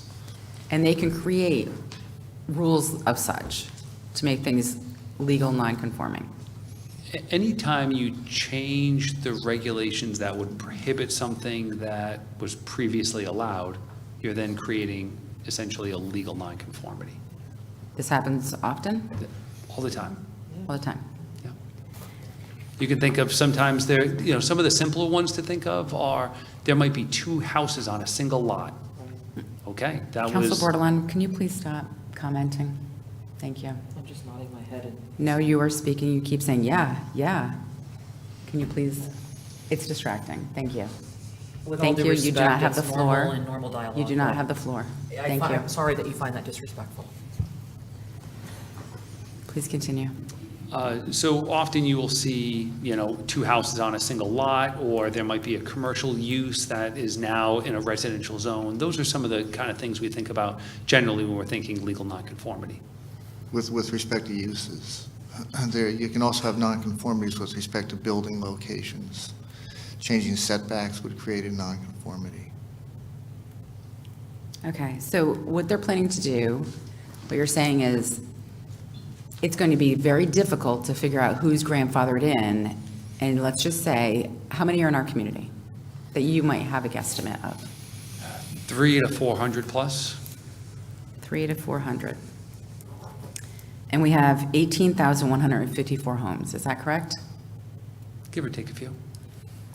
So I had assumed there was about 450, which is 2.5% of our community could potentially be short-term rentals. That's with a higher number than what you're proposing here. And there may be people trying to go above those numbers to say, oh, no, I was short-term rental as well because I want to be grandfathered in at any point in time in whatever future that could happen. Is that correct? Yeah, and when we're throwing those numbers around, 300 to 400, it could be more because there might be people that rent short-term but don't use Airbnb or VRBO, and a lot of the websites that kind of, there's these search engines that look and say, oh, you have X amount of short-term rentals in your community, they might not be capturing all of them. And it's difficult to know exactly how many there are. Okay. So I used 450. Yeah. So that's 2.5. So when it comes to, does the planning and zoning realize that the town council may be taking this matter up and potentially, not saying we are, but potentially doing a registration program here? I think it's on their radar. I believe there were some discussions previously between the chair of the Planning and Zoning Commission and the former mayor about short-term rentals. Yes, because I just want to notate historically, the short-term, just to let the council understand what happened, was the short-term rental registration process passed the council. It passed, but it had to come back because the public hearing was not posted properly by the person that was supposed to post it at the time. So at that point, after it passed, it passed, it had to be back, and then it just disappeared and we never saw it again. So that's what happened to this registration program. It was passed by the council. So you're saying the ordinance power is better than planning and zoning. Does anybody know if planning and zoning would be willing to wait and see what the council does with this before they implement anything? Because that could create even more issues regardless of the court cases. I think that's a question the council needs to ask the Planning and Zoning Commission. All right, and if you were to do that, I would encourage you to do that sooner than later, because I know they are debating this tonight, and I don't know what their time frame is for adoption of those regulations. all right, so with the information you're giving me, and at this time, I can use my second turn if need be. I would ask this council to potentially make a motion to ask planning and zoning to hold off and allow the town council a little bit of time to review this and to come forward with how we would like to go forward with this, whether we want to choose an ordinance or not choose an ordinance. Would we like to let planning and zoning handle it? Would we like a registration process? And if so, they put their regulations in later on maybe, so at least we can get a registration process up and running. So if they put restrictions on it, it maybe won't be so hard. Another question I have, they're chatting, so.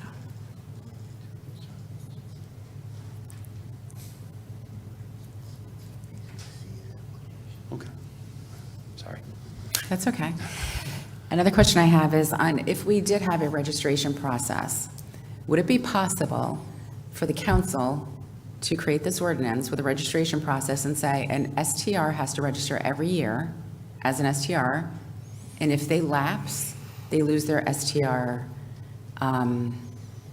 designation. So that would be a way to say, well, geez, you hadn't done it in years, you don't just get to come back and do it again.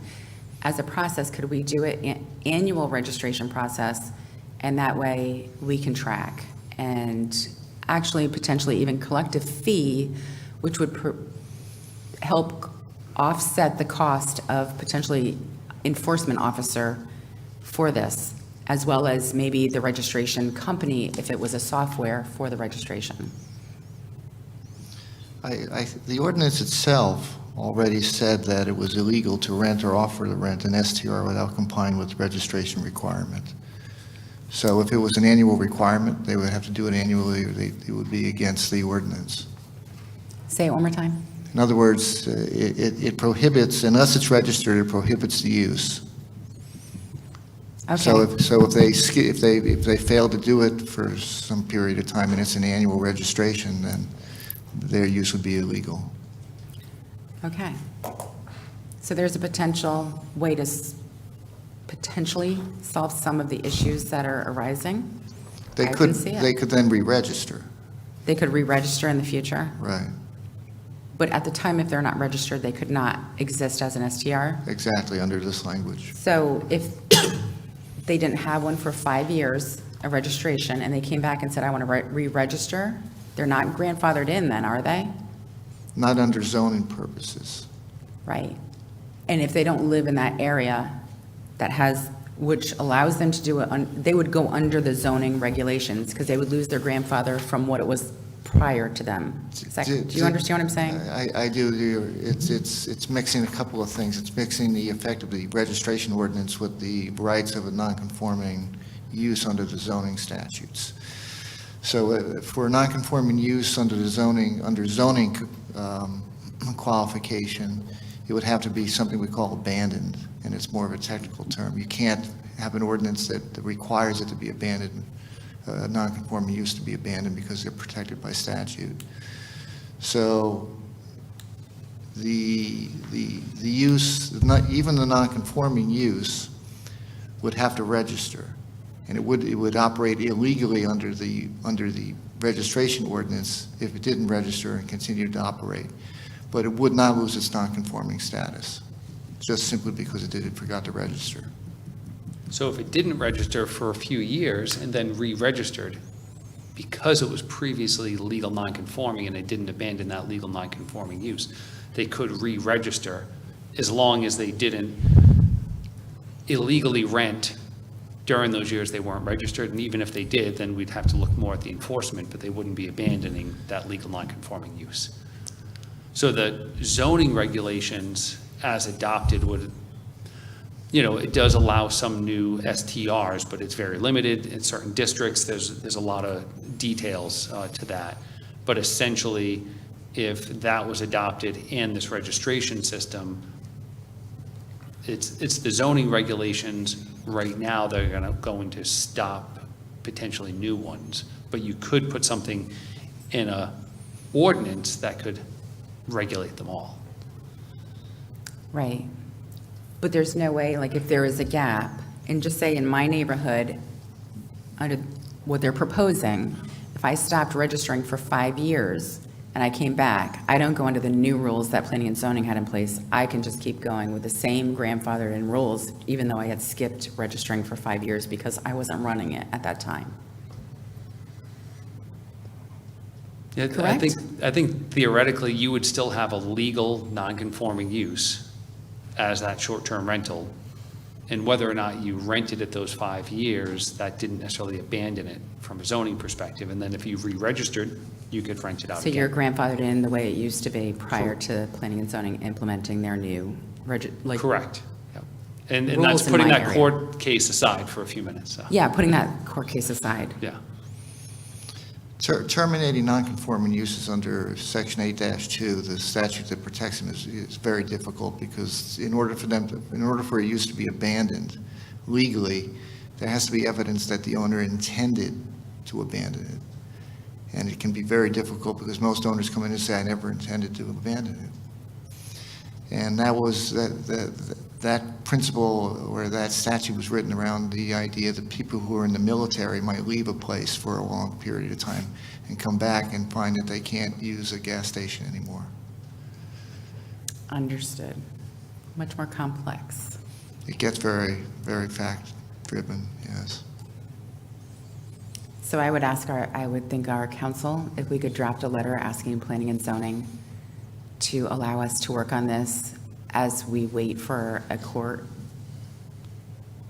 to come in with a verdict, I guess, and that we could work on this ourselves and ask them to hold on. They don't have to, but we could ask them to because it's very complex. And if we could put something, if allowed with court cases, if we could put something in play first, prior to them implementing something, it would work out much better for the town and how hard it would be for them. So, Do we need a motion? Yeah, we need a motion. I didn't start the clock because I didn't know if you were discussing a motion or discussing an issue, so I just looked the clock. So that's- I think we should potentially just make a motion that we send a letter, this is my motion, that we send a letter to planning and zoning to please hold off making any type of decisions while the council works on what we will be doing with it, if and what we would be doing with the ordinance, and as we wait for the court case to come in, and ask them to wait and hold off. Second.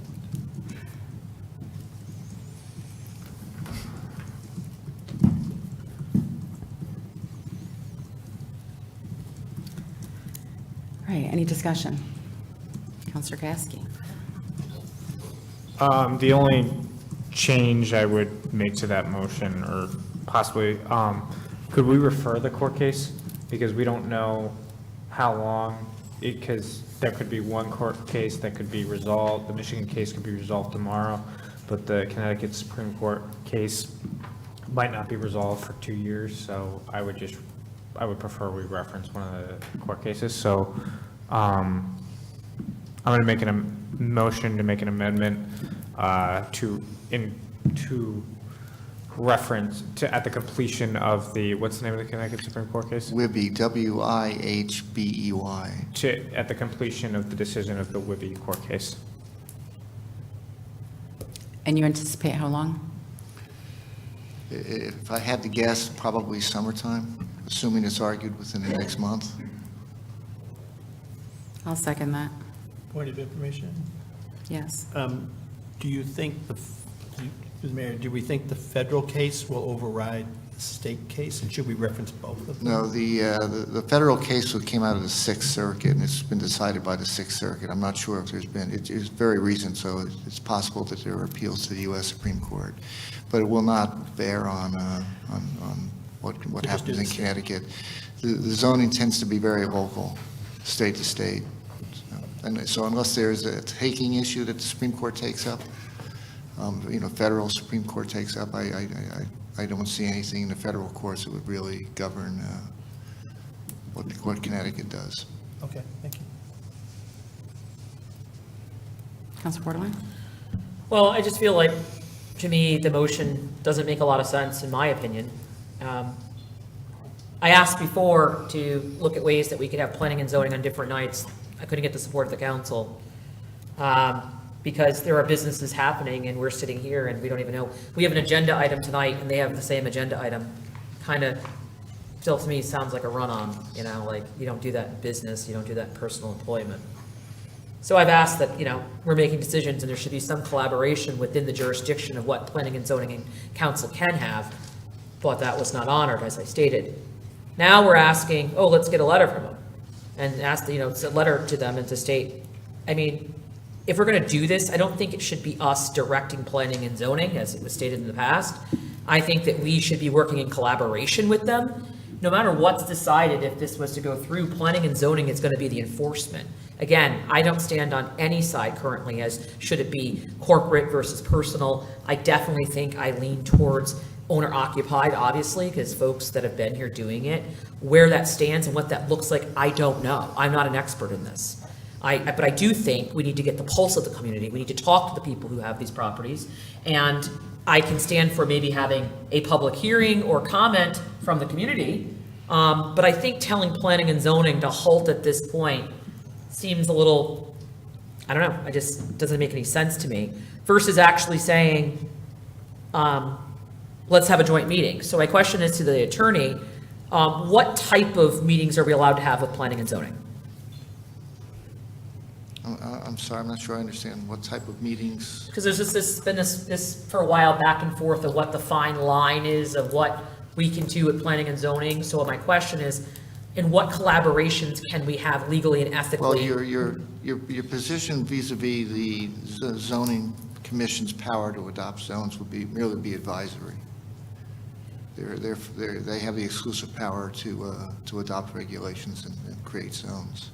So it's okay that we can send a letter to them and tell them to stop? I mean, my question is, can we have a, Well, it wouldn't compel them to do anything. Right, they don't have to. It would be advisory. advisory? Okay. And could we have a joint meeting with the council and the planning and zoning in some capacity that would be ethical and legal? Certainly. You just have to comply with the FOI. So that would be my recommendation first, before sending them a letter and ordering them. I would like to put a motion on the floor, or There- consider at some point, I'm sorry? Go ahead, go Are you ahead. talking? No. Point of order, I'd ask that you Is not this a interrupt me. referral? I didn't make one yet. I would ask that we look at ways to collaborate with them first. So the first step would be bring them here, let them know what we're thinking, before just sending a letter. I've been asking for years to have some type of collaboration, information type of session, but everyone's been like, hands off, no, hands off, let them, I don't understand. Makes no sense. So before we send a letter telling them as an advisory what we should do, let's bring them around the table. That should be the first step. And then we should solicit our own public input again as a refresher, since it was stated tonight that this has sat for so long.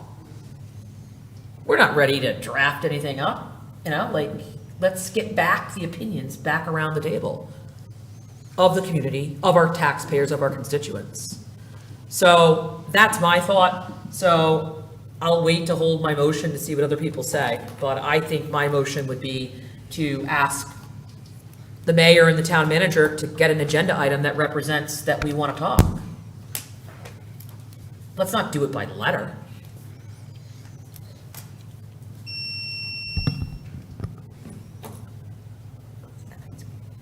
Counselor Rusk. So I've been quiet tonight, just kind of listening to everybody's opinions, and thank you for all this information. I did read it very thoroughly. In light of the Connecticut case, I feel like we need to kind of pump the brakes and hold on this until we find out what the Connecticut Supreme Court says, because we could make all kinds of plans, and then the Connecticut Supreme Court could come down and say, this is what we're ruling for the state.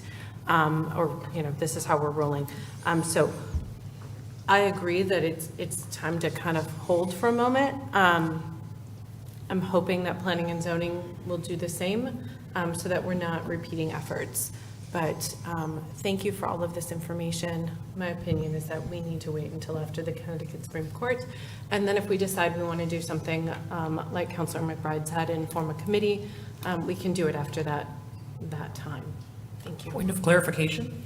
Point of order, there's no such thing as a point of clarification. Point of information inquiry. Point of information? My understanding and my question is, didn't the commission, from what I read in their agenda packet, say they were holding already? That they were waiting on the court case, and that was the advisement from our town attorney? That's what I read before I came here, that they already were holding, waiting. So I'm confused. Tonight, they're discussing the comments received at the public hearing, and we don't know what the next steps are. So I don't know that they're necessarily holding, waiting on the court case. Right, but okay, so I'll have to wait for my other turn because I'm asking a question, but yeah, that's unclear. Counselor Bordelon, are you taking yours next term? Not yet, no, I'll wait. Any other questions? Counselor Jones? Thank you, Madam Mayor. So, Mr. Cody, if I understand it right, the Planning and Zoning Commission is a separate commission that can independently make regulations and that kind of a thing. Is that correct? Yes. And the town council has no control or influence over that process, is that? That's also- right. No, nothing direct and legal. Okay, In so other words, just there's no veto power, so to speak. So to speak. So they're a separate entity from the town council. Yes, they're authorized exclusively to act under the zoning statutes. And then for enforcement of anything that they come up with, the planning and zoning department or planning department is the ones who take care of that. Right. So even And the letter, and their decisions are reviewed by the zoning board of appeals. okay. So they make, And that power is given to us through the zoning regulations, which were adopted by the zoning commission. so they make a regulation, you go out and regulate a homeowner. That homeowner can then go to the Board of Appeals if they don't like your regulation. Our or your ruling, interpretation. Your ruling, Yes. your interpretation, and then then they can say yay or nay on that, and you have to abide by that. Correct. Okay. So I'm in favor of Mayor Franco's letter. It's really just a suggestion, just to kind of say, if I interpret it right, it's just to kind of give her Request. hope that they might, do something else, or just listen to, reason, or put some time in there to listen to the court cases. Is that correct? It's not the letter isn't a ruling, or it isn't telling them, or it isn't doing anything. It's just merely a suggestion. Right, it would that- have no legal force. It has no legal, they could throw it away, or they could listen to it, or they could do whatever they want with it. Is that correct? Okay, so, Counselor McBride. Thank you. Excuse me, thank you. I understand completely the motion, and I can see how the overall objective makes sense. And I also agree with Portia Bordelon on some of the things she's mentioning, and also Councilor Rusk on former committee. So I guess what I'm thinking is, I kind of find it bizarre to have this council send a letter recommending that, because I think the letter should actually come from the administration, because you're the group that's going to be doing the work of the regulating if they push this through. So although I appreciate the mayor's thought, I don't think it's a council recommendation. I think it's the administration's recommendation to the committee, stating that you would appreciate more time in the court case and stuff. So that's just my thought. I think the objective is clear, but I think this body asking them to do something is kind of outside our role. So that's just my thought.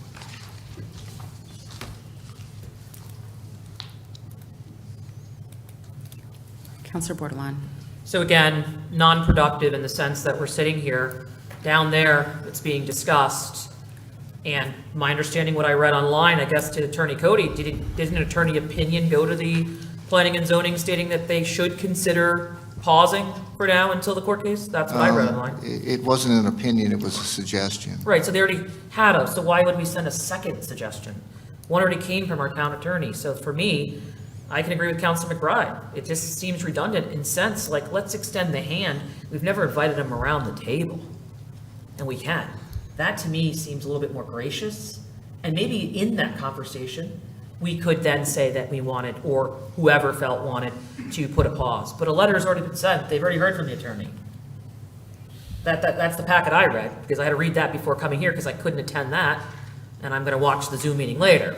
But again, we sit down here and have an agenda item that's redundant to what they're doing. I actually don't see why we have this on tonight, to be quite frank. That's my opinion. We should have waited for that meeting to end, see what came out of it, and then put this on the agenda at the appropriate time, which would be, after we heard and had a chance to deliberate on what they stated. Because I watch a lot of those old meetings, because you have to. So just seems to me that we shouldn't, as a council, I asked this council not to make any decisions tonight. Let's see what comes out of that meeting. We got time. Is there a rush? I don't think there's a rush. I just think, in a lot of ways, in my opinion, I was a little compacted as I searched all the town meetings and was reviewing all the agendas and realized that they both were doing it. And yet, how can people be in both spots, So I respect the attorney sent the opinion. The opinion's already been there. Let's wait to see what they do with the attorney's opinion. I think the attorney opinion's probably going to mean a little bit different than coming from a council. But I do think we should bring them around the table and have an open dialogue in the manner in which we're allowed to have. So with that, I would like to make a motion that we invite planning and zoning to come around the table. We haven't had any form of joint anything with them since any of this stuff has started. So that's my motion. And that can be in any capacity, at any date, because I have no control of the agenda. But I think we should invite them. And if they don't want to come, they don't come because it's advisory. So that would be my recommendation, my motion. That amended motion cannot go on top of these. It's a completely different motion. You So have to I'm wait just- for these to fail before you put that on the floor. Sure, that's fine, I'll wait. So with that, that's my thought. And again, if we can coordinate to the town manager and to the mayor, if we could try to coordinate and, since the town manager sees a lot of this stuff and speaks to the town staff, because we're all volunteers, if we could kind of coordinate in a better way, it would be more helpful for lack of openness and, for openness and transparency purposes. I hate to make a decision down the hall. They could already said that they already are holding, no one knows. We might be just sending letters that we don't need. It don't make any sense. We're just making decisions down here, which is wasting time when we don't know what's happening down the hall. So, again, I think that would be if this fails, I think that's a fair recommendation, and they already have a letter, as I stated. And again, I think there's a lot of work to be done here, and I think there's a lot of collaboration that has to happen, and we need to open the door and extend the arm to planning and zoning. Because in the past, some of the meetings I've watched, and I can't speak for them, my opinion, my interpretation, is a lot of times they feel like some of the stuff is just thrown their way, and they're looking for counsel to kind of help guide, and that has not been there. Thank you. Mr. Burt? I was just going to mention, I have received notice they did not take action on that tonight. They're past that item now. No timeline given, though. So. Thank you. So I'm going to take some time here. Let me ask you, has planning and zoning, Mr. Cody, taken your recommendations well in the past? Point of order. Mr. Cody, go ahead. Point of order. What is your point of order? I think that's not fair. That's really asking an intent of a volunteer commission if they're taken well. I mean, that's putting him on the hot seat. That's not fair. That's Go ahead, ethical. Mr. Cody. I wouldn't I answer that. mean, generally, I believe they follow legal advice. Right. Counselor Bordelon, would you please stop? You do not have the floor. You don't have the floor. Have you sent the advisement of asking them to wait? I've sent 2 emails through staff that I believe have been delivered to them, where I've suggested that or recommended that they wait for the Supreme Court to rule on the Whitby case. In the last one, I pointed out that there's competing cases now, and I pointed out the Sixth Circuit case that I've already mentioned. Thank you. Mr. Burt? Just to mention that his letter is in the agenda for packet for tonight for PZC. Thank you. I also watch these meetings, and I have a different view of how they may take some advice. Let's just leave it there. Point of order. Your point of order. I feel that you're being targeting the planning and zoning by your comments and your personal opinions, and I feel that that's not fair as a voluntary board. We would not want the same to say about us. I think you I would say the ask- same about us plenty of times. Thank you There very she much. goes. I would ask that you refrain. I ask you to refrain. You do not have the floor. Thank you. I have the floor. You do not have the floor now. Okay. As I stated earlier, I was not directing planning and zoning. It is rather a request to ask them to hold off and see if the council could do some work on this, as well as see what the interpretation of the Connecticut Supreme Court is, and asking them, because if we put in some type of registration process before they implement theirs, it would make things a lot easier, I would think, for the town, if things are the same going forward. If they implement something prior to the town council potentially having a registration program, how much of a headache would this cause?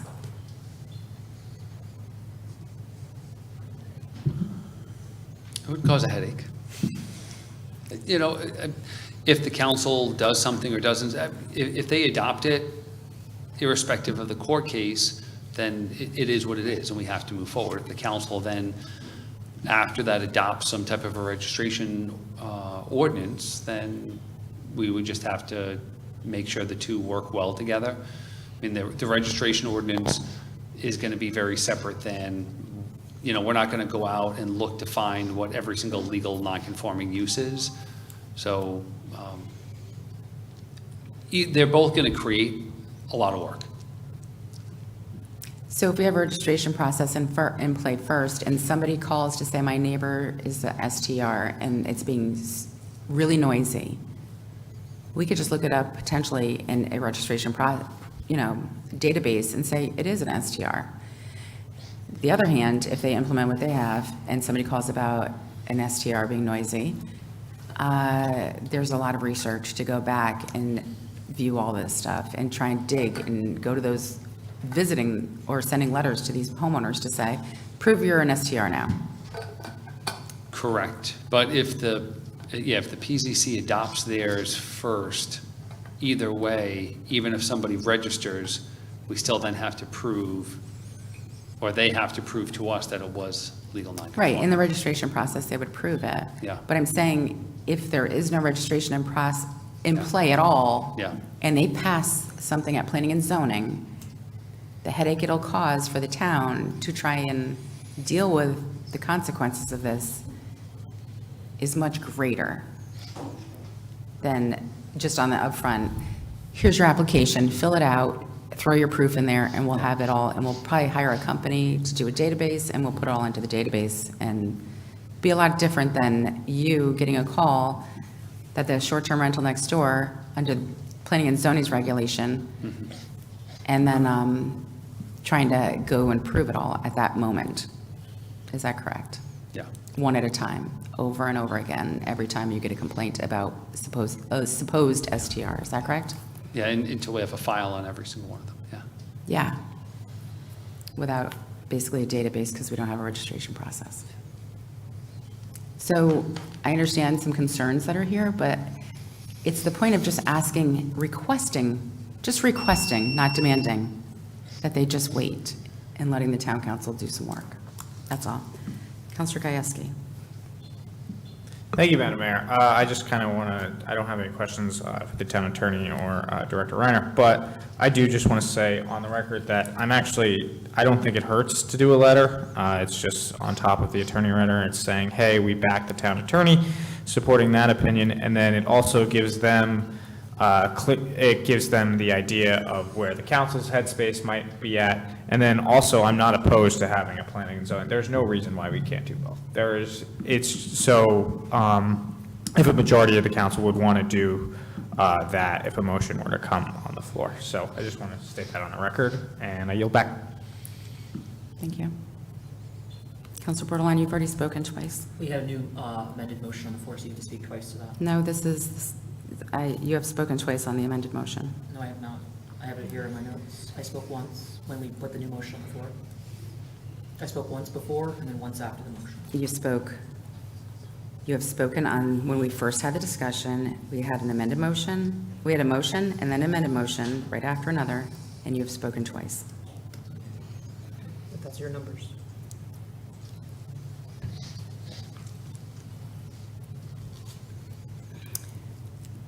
I will take my second. Mr. Cody, I have asked our town attorney also to give us guidance on our relationship with regulatory bodies.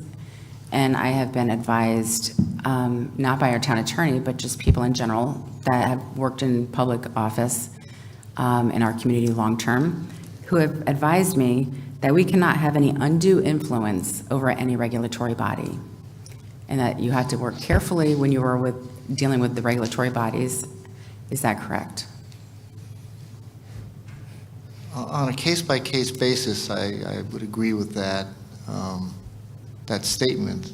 In other words, if there's a pending application before one of the regulatory bodies and they're acting administratively, like on a special permit, then it could influence them unfairly, and so it's probably better to stay out of it. But in terms of zoning, legislative decisions, or just general liaison communications, I don't know, I wouldn't consider that to have any legal ramifications. So if we were to get together, a joint meeting with planning and zoning, and we were going to discuss short-term rentals, and it's on their agenda, and it's on our agenda, that would be appropriate, and how would, There's nothing illegal to that. and how would that type of discussion play out on, do we request things from them? Do they just share their thoughts? I mean, of what their expectations are of the council? I mean, exactly how would that work out? I mean, how you would run the meeting is really up to you. I would be interested only in making sure that the meetings were called in compliance with the Freedom of Information Act. So there would be an agenda discussion on, it wouldn't probably be discussion and possible action on it. It would just be discussion on short-term rentals in a joint meeting. And each body would publish its own agenda. They would be similar, their own notice of the meeting, and then you'd get together and the public would be entitled to attend. And in terms of running it, presumably the mayor and the chairman of the PZC could work out something where you alternate between comments. No, that's not the actual running of the meeting. I'm talking about discussion of opinions of their regulatory body, and how do you go with the opinions of people maybe potentially, do you influence the others? Do you share just your thoughts and concerns? Do you ask them to do certain things? Is that just fine? I can't think, there's nothing illegal to stating a firm opinion to another body, especially in Councilor Bordelon, would you please stop with the hand motions now? Please. So I don't think you'd have much of a limitation on it. Thank you, because I've been here for almost 7 years, and that is the advice that I've received from numerous people, and that they don't normally, our body has never met with one of the regulatory bodies. So it was very interesting to hear your interpretation, and I appreciate that. And going forward, I guess it is on the table to have a meeting, and we'll see maybe how this goes. Thank you.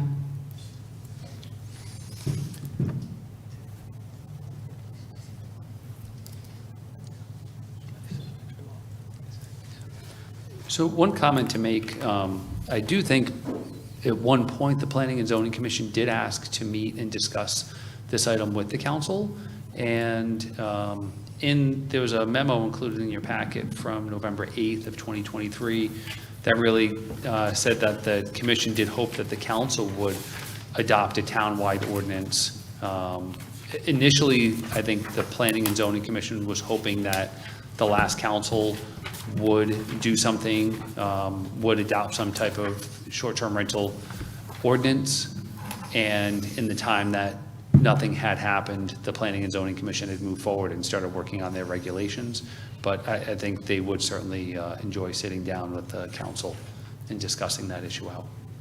Right, because I believe the last mayor sent this independently of the council. He sent it directly to Planning and Zoning on his own accord. Yeah. So thank you. All right, so we have a motion, amended motion on the table. Point, you have the amendment on the table, you don't have an amended motion on it. We haven't voted on the amendment yet. So we have to vote on the amendment, and then it becomes an amended motion, then we vote on it. No, it's an amended motion right now. You made an amended motion. We have a motion and amended motion. Yes. Okay, my apologies for the terminology, sorry. So we have an amended motion on the floor made by Councilor Gajewski, seconded by Franco, to request that a letter be sent to Planning and Zoning to please wait and allow the council some time to work on this, as well as wait for specifically notating the Webby case. So we'll vote on this. All in favor? Aye. Aye. Aye. Opposed? Aye. No. Abstentions? Aye.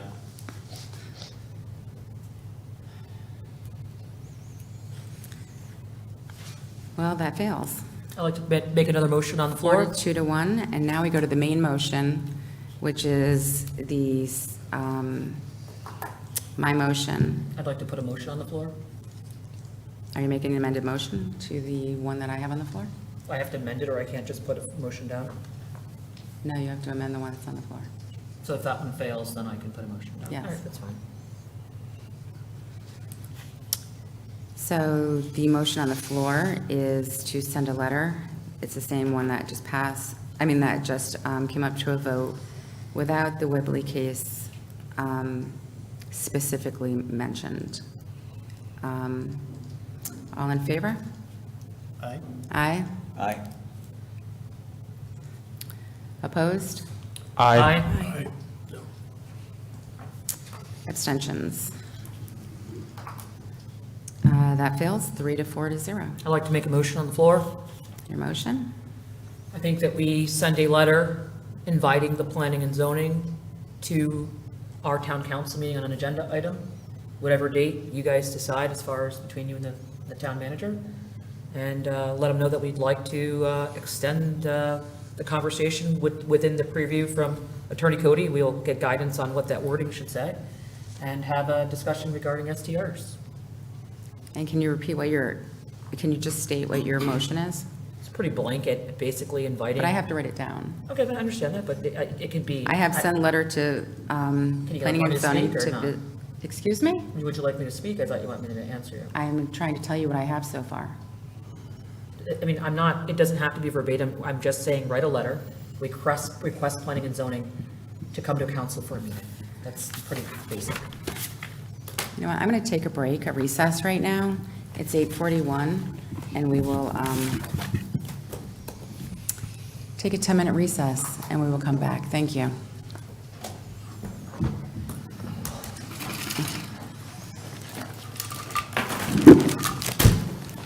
Recording stopped. I guess recording stopped.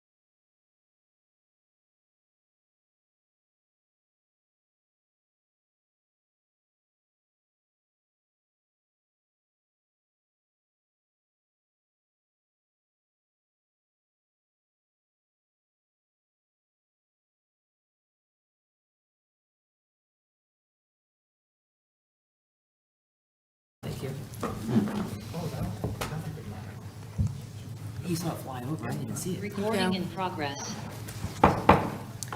Calling the COW back to order at 8:59 PM. And I do have to make a correction. Actually, in COW, items are passed by majority present. So the amended motion on a 4-2 to 1 actually passes.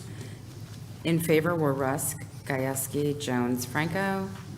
Opposed were McBride and Bordelon, and abstentions were Pacino. So that actually passes. A letter will be sent for that. So then we will take another vote.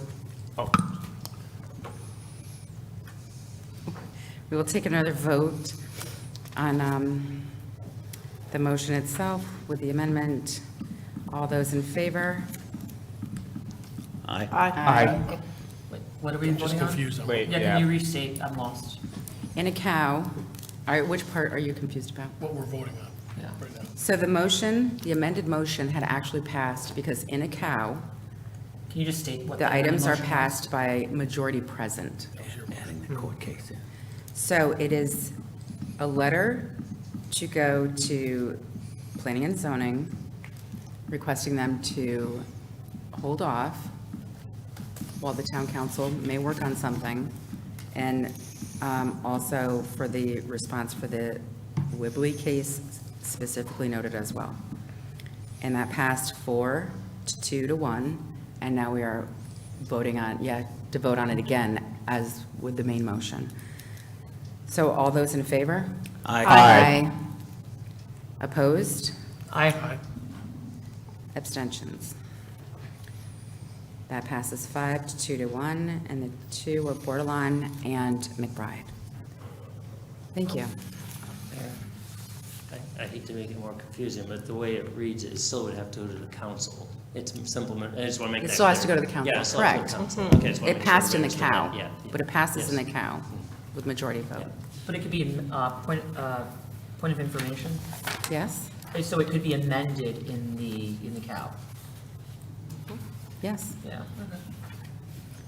Council. at the town council. And So that was 5-2 to 0. Thank you. I'm sure we'll be seeing you in the future on short-term rentals on that one. I think So- very soon, actually, for Blight. Yes. And then next on our list is number 2024-180, the Blight Ordinance revisions. So I'll take the lead on this one. Attorney Cody can jump in to help if need be. But essentially, the state of Connecticut recently passed a new public act revising the sections of the state law that give us the authority to adopt blight ordinances.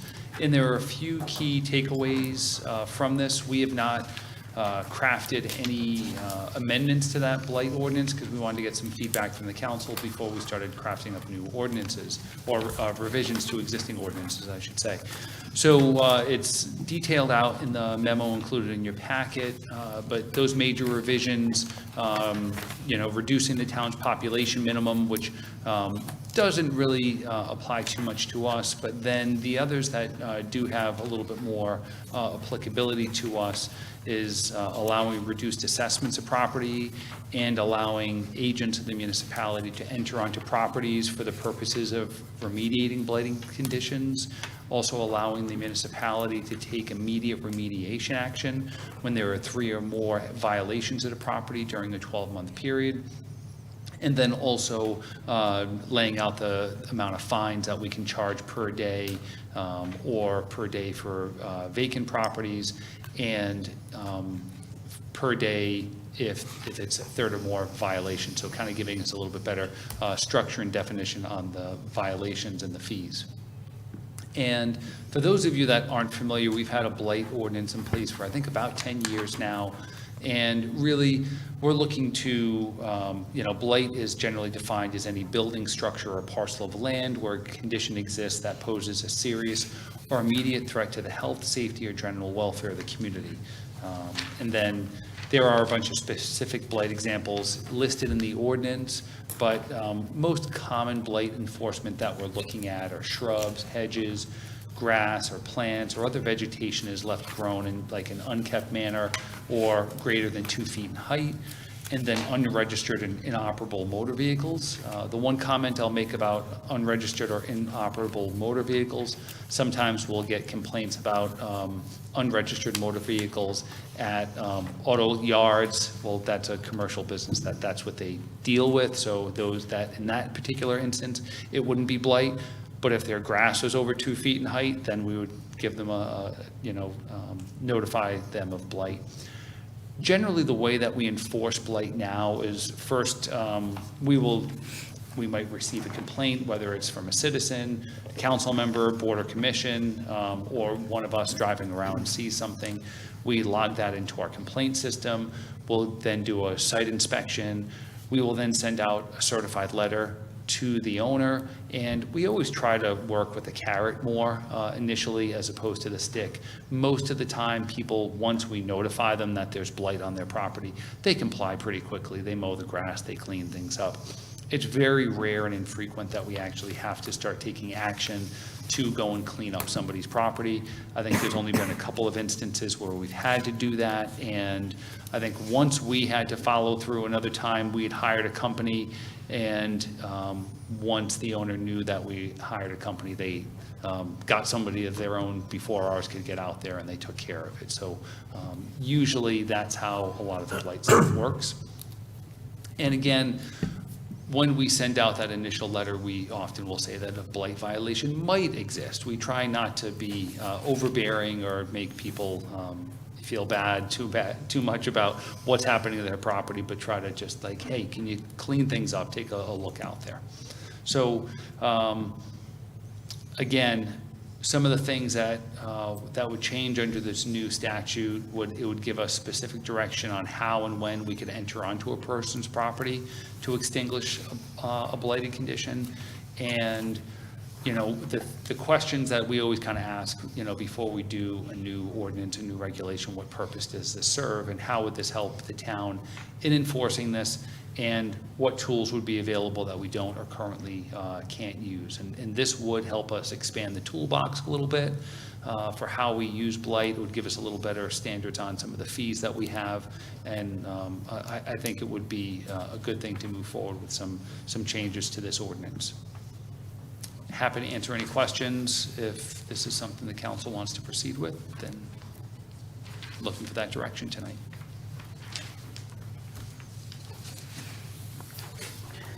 Councilor Bordelon?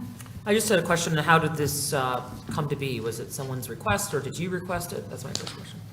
I think we were aware that there's some changes to the state law. We wanted to put it on council's radar. Okay. So a few things that have come up is, some people like to do the no-mow May, or, let things kind of grow to protect some of the endangered insects and such. And, how are we going to determine if it's a blight or just, a willingness to kind of just be natural for a little while? Also, when you have wildflowers, I have a small wildflower patch in the corner of my yard, and once the flowers die, it looks like grass, but it's 2 feet high, it's not grass. Someone could complain about it. Mine's in a garden bed, but there are people that do like the whole wild front flowers and want no grass. Some people don't want grass. I guess some people were concerned about defining grass. You have to be careful because there's also fancy grass that gets up to 3, 4, 5 feet. What grass are we referring to? Some neighbor might not like your ornamental grass, seagrass, but you might love it. So I guess, are we talking about lawns? I guess, how detailed and, are we going to go? I guess that's my first question. So all of those standards are already in our ordinance today, dealing with grass, height of grass. We're not looking at the height of ornamental grass. And that's why our code enforcement officers or, our zoning enforcement officer will go out and inspect their property. It's pretty clear when somebody has a wildflower garden that is past peak versus they haven't mowed their lawn in 2 months, and it's a blighted situation. And in that instance also, if it was no mow May, and trying to preserve bee habitat and everything else, getting notification back from the property owner saying, oh, I'm not mowing my lawn in May because of this, I think that there might be a little bit of discretion there. So it's generally pretty apparent when a property is blighted. It's, patchy grass, it's long grass, but each one is a case-by-case basis. I mean, patchy, I guess that's tough, because what if people just don't feel like replacing the grass? I don't know. It is tough, I guess, right? I mean, and do we have the staff here to enforce all these new laws that are coming down? So this is not, all right, so the law already exists in the town of Groton. We already have this in place, and this has been in place for 10 years. Right now, we have our zoning enforcement officer, code enforcement officer does enforce this currently. So really, what these changes do really are getting more into, we're not going to, we haven't had to mow anybody's lawn yet for them. We have had to order people where trees are overgrowing the house, where properties have been abandoned for a number of years. Even in one of the cases, we had someone that thought that they had hired a contracting maintenance firm, and they were in another country through the military, and that contracting maintenance firm wasn't doing any work on the house, and we had to chase them down, track them down into another country when they finally found out they remediated the property. So again, it's really a case-by-case basis, and the questions for the council tonight are, do you want us to look into how we can move a little bit faster through this process if it's a multiple repeat offense, and looking at some of the fees that we can charge? Yeah, I mean, and I hope too, there's some grace for people, maybe, they were by themselves that were hospitalized for like 5 or 6 or 7 months, and, that it looks like they're being blighted, but yet, they didn't have a mow company originally, but they just became hospitalized. So I'm not sure, didn't we pass something too to help people with blight at one point as a council? Or if they needed help with removal, I guess the town manager? Yes, through the Human Services Department, yes. If somebody has trouble paying for something, Tom Zannerini, our enforcement officer, works with Human Services and the property owner. Okay, so that exists if someone fell in hard times, Yes. and is that only objects, or is that actual lawn, or like what does that encompass? I don't think we included lawn, but we've never had too much issue with people mowing, so. Yeah. And so when you say you want to speed the process, what are you looking to do here? So it gives us the ability that if someone has multiple enforcement violations over a period of 1 year, that we can actually go and clear that property.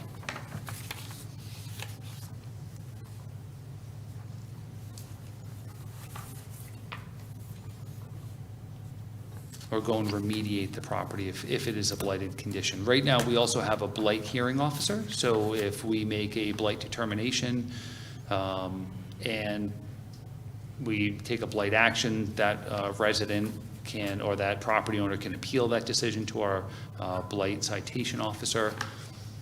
There is a process in place for how all this stuff is done as well. So, and then do you charge the homeowner the work that you did? So who's paying Yes. for that time? Yep, yeah, we would put a lien on the property if, and again, that's all in our existing ordinance that's been in place. And this would only cover the town of Groton? This only covers the town of Groton. We do not do this in the city of Groton. They have their own blight rules. And how does GLP and knowing fall under this? We do not regulate GLP, and I don't think we regulate knowing on this. Okay, so it'd just be the town, kind of Yeah. like the last one we were talking about. I mean, is this gonna have to bring in law? I mean, I could imagine some people, when you see certain things, sometimes some people's idea of what is not blighted and blighted are, two different lenses. What one person thinks is neat and tidy is not necessarily the next person's, and there is some gray area there, that, some people like to live certain ways that we have to be careful to hold too much judgment, but I also understand there are some concerns when there's safety and health and well-being. But with that, it could cause some people to become upset. Oh, it certainly And- does. And need some type of, I guess, escorts or law enforcement? I mean, how would this work? So again, we're not changing the framework of how we do things. So you know, for background, yes, I mean, there are times where, when we've had code and, blight citation hearings, we've had a police officer in the building because people, get a little, excited, about this issue and what they think they can and can't do in their front yard when there is, clearly a very blighted situation going on, that all the surrounding neighbors complain to us about how a property looks, the amount of appliances that are out there, unregistered vehicles, grass that hasn't been mowed in a long period of time, trash, broken toys and equipment. You know, those are the things that we're generally looking for when it comes to blight. And right now, we utilize existing town staff to enforce this. And I know there was a concern that some people can't afford, like, you know, in Paquonic Bridge area, there's not they have to pay for their own trash removal. I know we passed that one thing. Is that going to help people get bulky waste? Because we don't have bulky waste anymore. Yes, that was the purpose of that. Yes. Mr. Burt? Just two things. One, this does apply to no ink. It doesn't apply to GLP in the city. It's in the ordinance. It applies everywhere else. And then I'd say I get way more complaints and anger from people who are neighbors for saying, why does this take, literally, like, it could take years. Well, they could start, I don't want to say too much, but there's a lot of loopholes too. So some speeding it up is needed. So this would allow us to take action within 1 year for that kind of enforcement, to remediate the blighted condition. Counselor Jones? Thank you, Madam Mayor. Thank you, Mr. Reiner. Just two questions. One is, does this apply to commercial property? It can apply to commercial properties, yes. Okay. So just reading through here, it seems to be all just basically homeowner stuff, but we can apply it to commercial property. Yes. And then the other is just the recommendation to add the penalties to the brochure. I think Yes. that would be a good idea, just to put those in so people know that what the teeth are, and when they get this information, they're getting it complete. Yeah. Okay. I think And also, this is one of the least fun parts of the job. This and zoning enforcement, you know. You're all set? Yep. Counselor Pacino? I'm reading through it, I'm pretty okay with most of this, but the fines that you're looking at, for somebody who owns $1 million property, probably not gonna have blight, but somebody who owns who can afford it, fines aren't gonna bother them too much, but people who own a smaller home that isn't very expensive, they're probably in that situation for multiple reasons. And this is just a kick in the teeth. Could there be some kind of a sliding fee scale that would go in accordance with the value of the property? The assessed value? I think that would be very hard to distinguish, to implement, but again, this is not a draft of an ordinance. If the council was concerned about some of the fees, you know, at the direction of the council, we could set the fees at whatever numbers that they want to.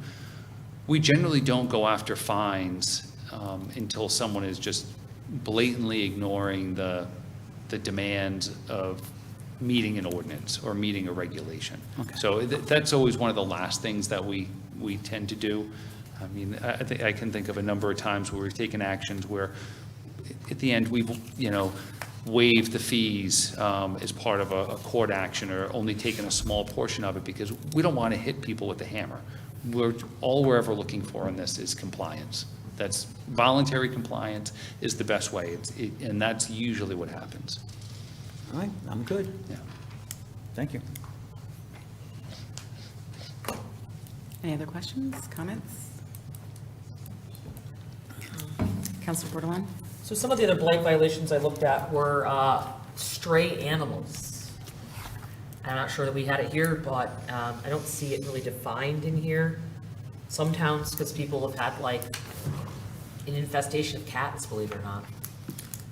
and neighbors were complaining about cat odor, urine, and there was a bunch of stray animals spayed, unneutered, all over the property, outside. Do we have a concern like that ever here, or have we addressed anything like that? It has come up. That would not be a blight issue per se. Okay. Sometimes depending on what kind of animal, what's going on, is there rats being attracted to other things, ledge light is sometimes involved. We actually had a cat area, and, you know, our shelter only handles dogs, of course. There's some local nonprofits, though, that will work to get them neutered. So our animal control I think it was last fall, worked with the neighborhood, worked with this nonprofit to help get them spayed or neutered, and then you want them to be brought back to the neighborhood, though, so other cats don't come in and take their place. So, so they are returned once spayed and neutered, though. But yes, it's come up before. Okay, and so we don't put that under, because some towns did say, unspayed, unneutered animals, free roaming, in excess, uncared for was, for a neighbor was a blight because of the smell. So that's not covered in here at all. No. There could be some towns where also animal enforcement could be sort of mixed, one department doing multiple things.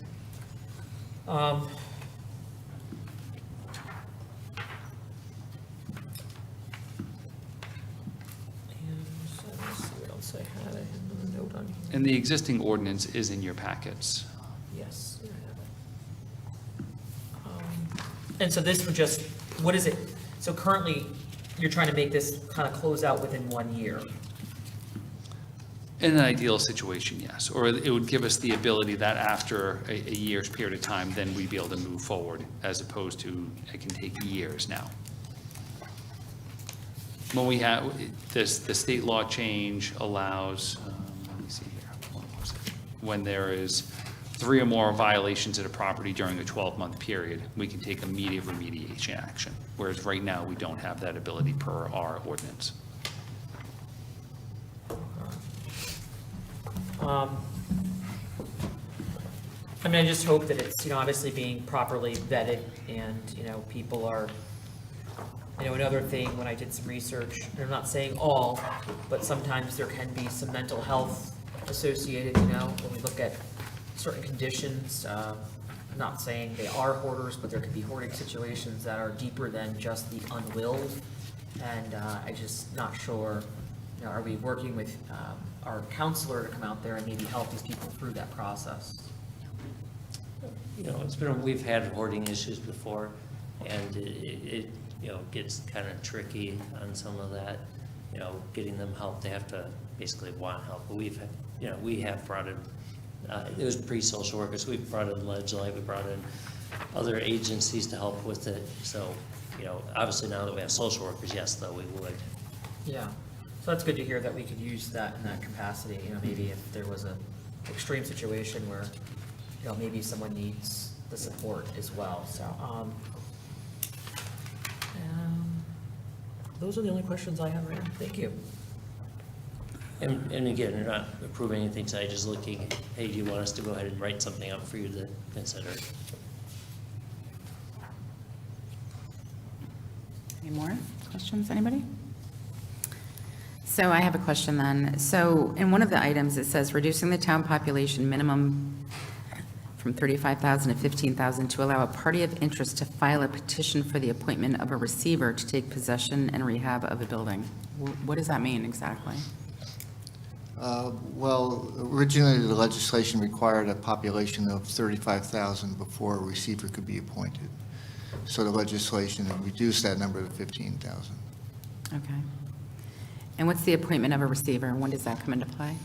It's basically somebody who is appointed by the court to control a piece of property, to go in and act on behalf of the owner because the owner's not doing whatever is legally required. You usually see that in the context of commercial properties where banks will foreclose on property that's performing, like a housing development, and they'll go in and appoint a court receiver to actually operate the property and make sure the payments are going to the bank properly. So and the receiver is an actual person who's appointed by a court to serve that purpose. Okay, and that's usually, I would assume, if things got really bad and it was lasting a long time and there were many court issues, and that would be a petition you would ask the judge, and the judge would Yeah, the statute lays out a whole procedure by which a court can grant, can appoint a receiver, and it requires affidavits and waiting periods. Right. It's not just because somebody wasn't, trimming their hedges. No, Okay, thank you. I don't anticipate any of those types I of wouldn't, cases. I went to either, and I would hope not.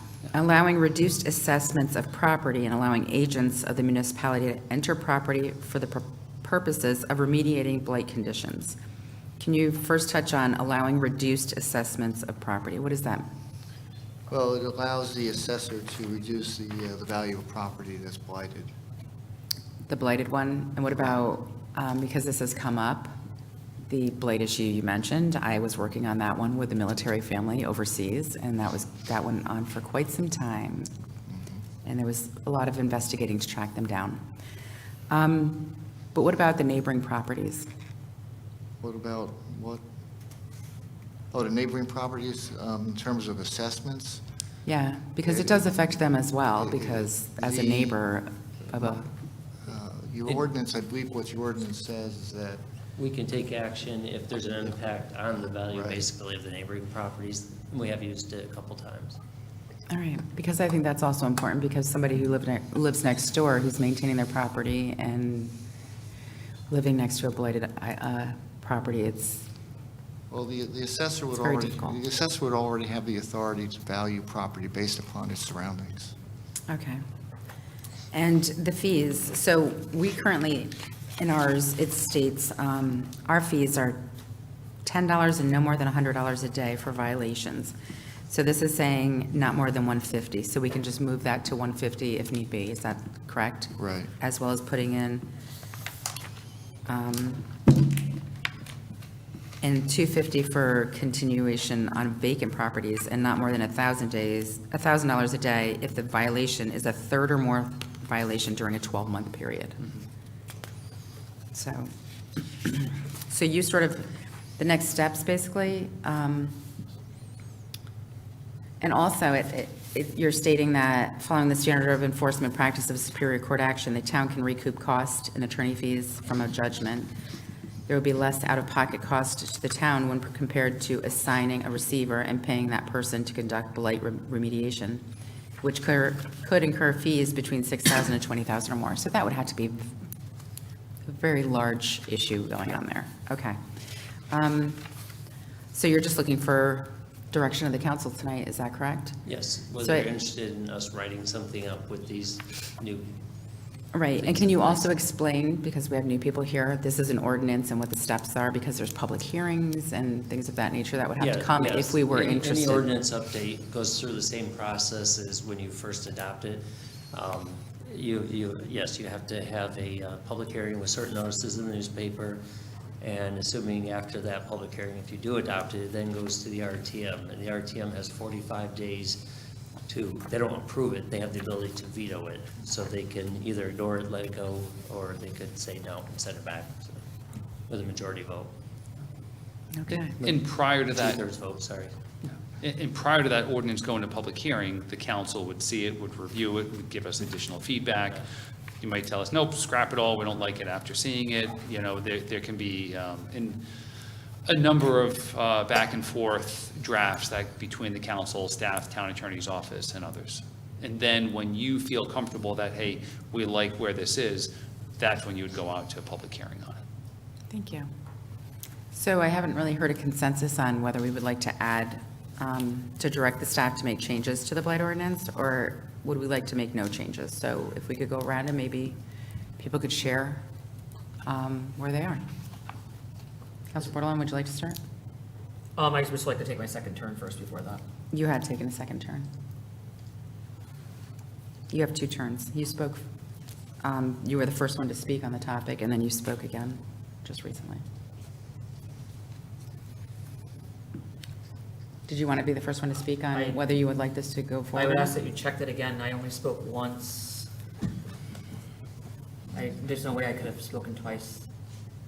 I have Bordelon, then Bert, Town Manager Bert spoke right after you to answer your question, and then Jones, Pacino, and then I have Bordelon again. It's fine, I maybe did, I don't know, it's fine. You want my opinion? Is that what you're asking? Yeah, let them know. I think we need to have a public hearing of some sort, get the public involved. I think when we're enforcing anything, we need to bring this forward and see if there's anybody that wants to come forward with any. I don't think that what you have is, a start. I think that then let's send it forward. Let's get the public involved. That's my recommendation. And they're the ones, the taxpayers doing this. Let's see if they have a concern with this. It also should be noted online, and there should be something put in the newspaper. Till then, I'm just one, we're only 9 votes.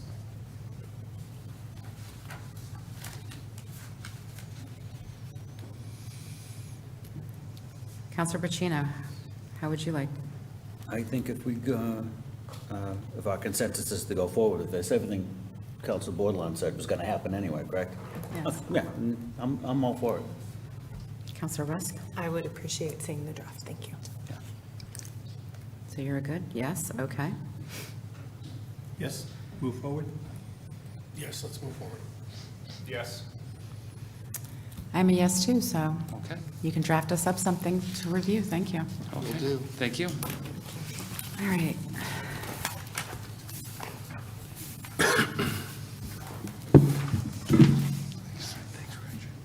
All right, Mr. Cody, I think you're all done here today. Thank you. Nice to see you all. Nice seeing you.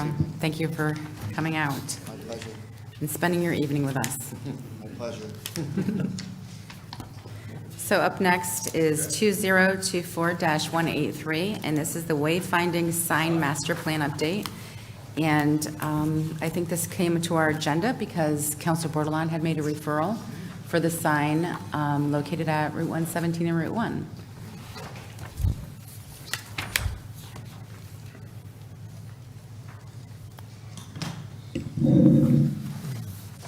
Did you want to speak to this first? Yeah, I think I think they're wonderful signs. I made a referral because I heard from a lot of people in the community that, locals know where the town hall, police department, town hall annex is, and the wayfinding signs, welcome to Groton, explore more message, should be exploring more of what? You don't want to explore more police departments, town annex. The hope with that sign would be that it would be directing folks to Fitch High School, because coming off of there, they're going to baseball games, basketball, cross-country meets, heading to Mystic, heading towards the submarine base, or going to Bluff Point. And so when we lost our sign, I had spoke very openly that I just was not in support of the directions that were on it. The quality was impeccable, but the directions didn't really explore more Groton. So my hope was to come back around the drawing board and really, if we're trying to attract people into the community to go to our destinations, we should make our signs towards destinations that outsiders visiting are looking for. Where that sign is located is right off the highway ramp, which is our center of Groton. So usually people heading to Groton Long Point or in the middle of town come off of there. And my hope is that something would be on the other exit, on the other side towards the naval base with wayward signs, and also something coming off maybe the Mystic exit with wayward. But for now, this one is off this exit, and it just needs, I think, some more directions. That's all. Thank you. And I was also in support of your referral. I would like to have the discussion also on the Route 117, Route 1 sign of what suggestions that we could put on there as other ideas as well. And you have somebody here this evening. Would you like to introduce yourselves? Yeah, so tonight I have with me Randy Collins from Beta. Randy's been working with us on the wayfinding signage plan since day one. And he does have a brief presentation to go over looking at the plan kind of holistically of where we started and where we're going. And, one of the things that I want to remind the council, because when this first started, not many of you sitting up there right now, maybe one person who's sitting up there now was actually part of when we first started this, And when we took this forward for the implementation phase, the council and the RTM at the time said, all right, do this in small bites. So do we want a lot more directional signage talking about Bluff Point, about historic downtown Mystic and these other areas? Yes. We just didn't have the funding to do a lot of the other smaller signs and some of the other directional signs. And I think maybe Randy can get into that a little bit in his presentation. Sure.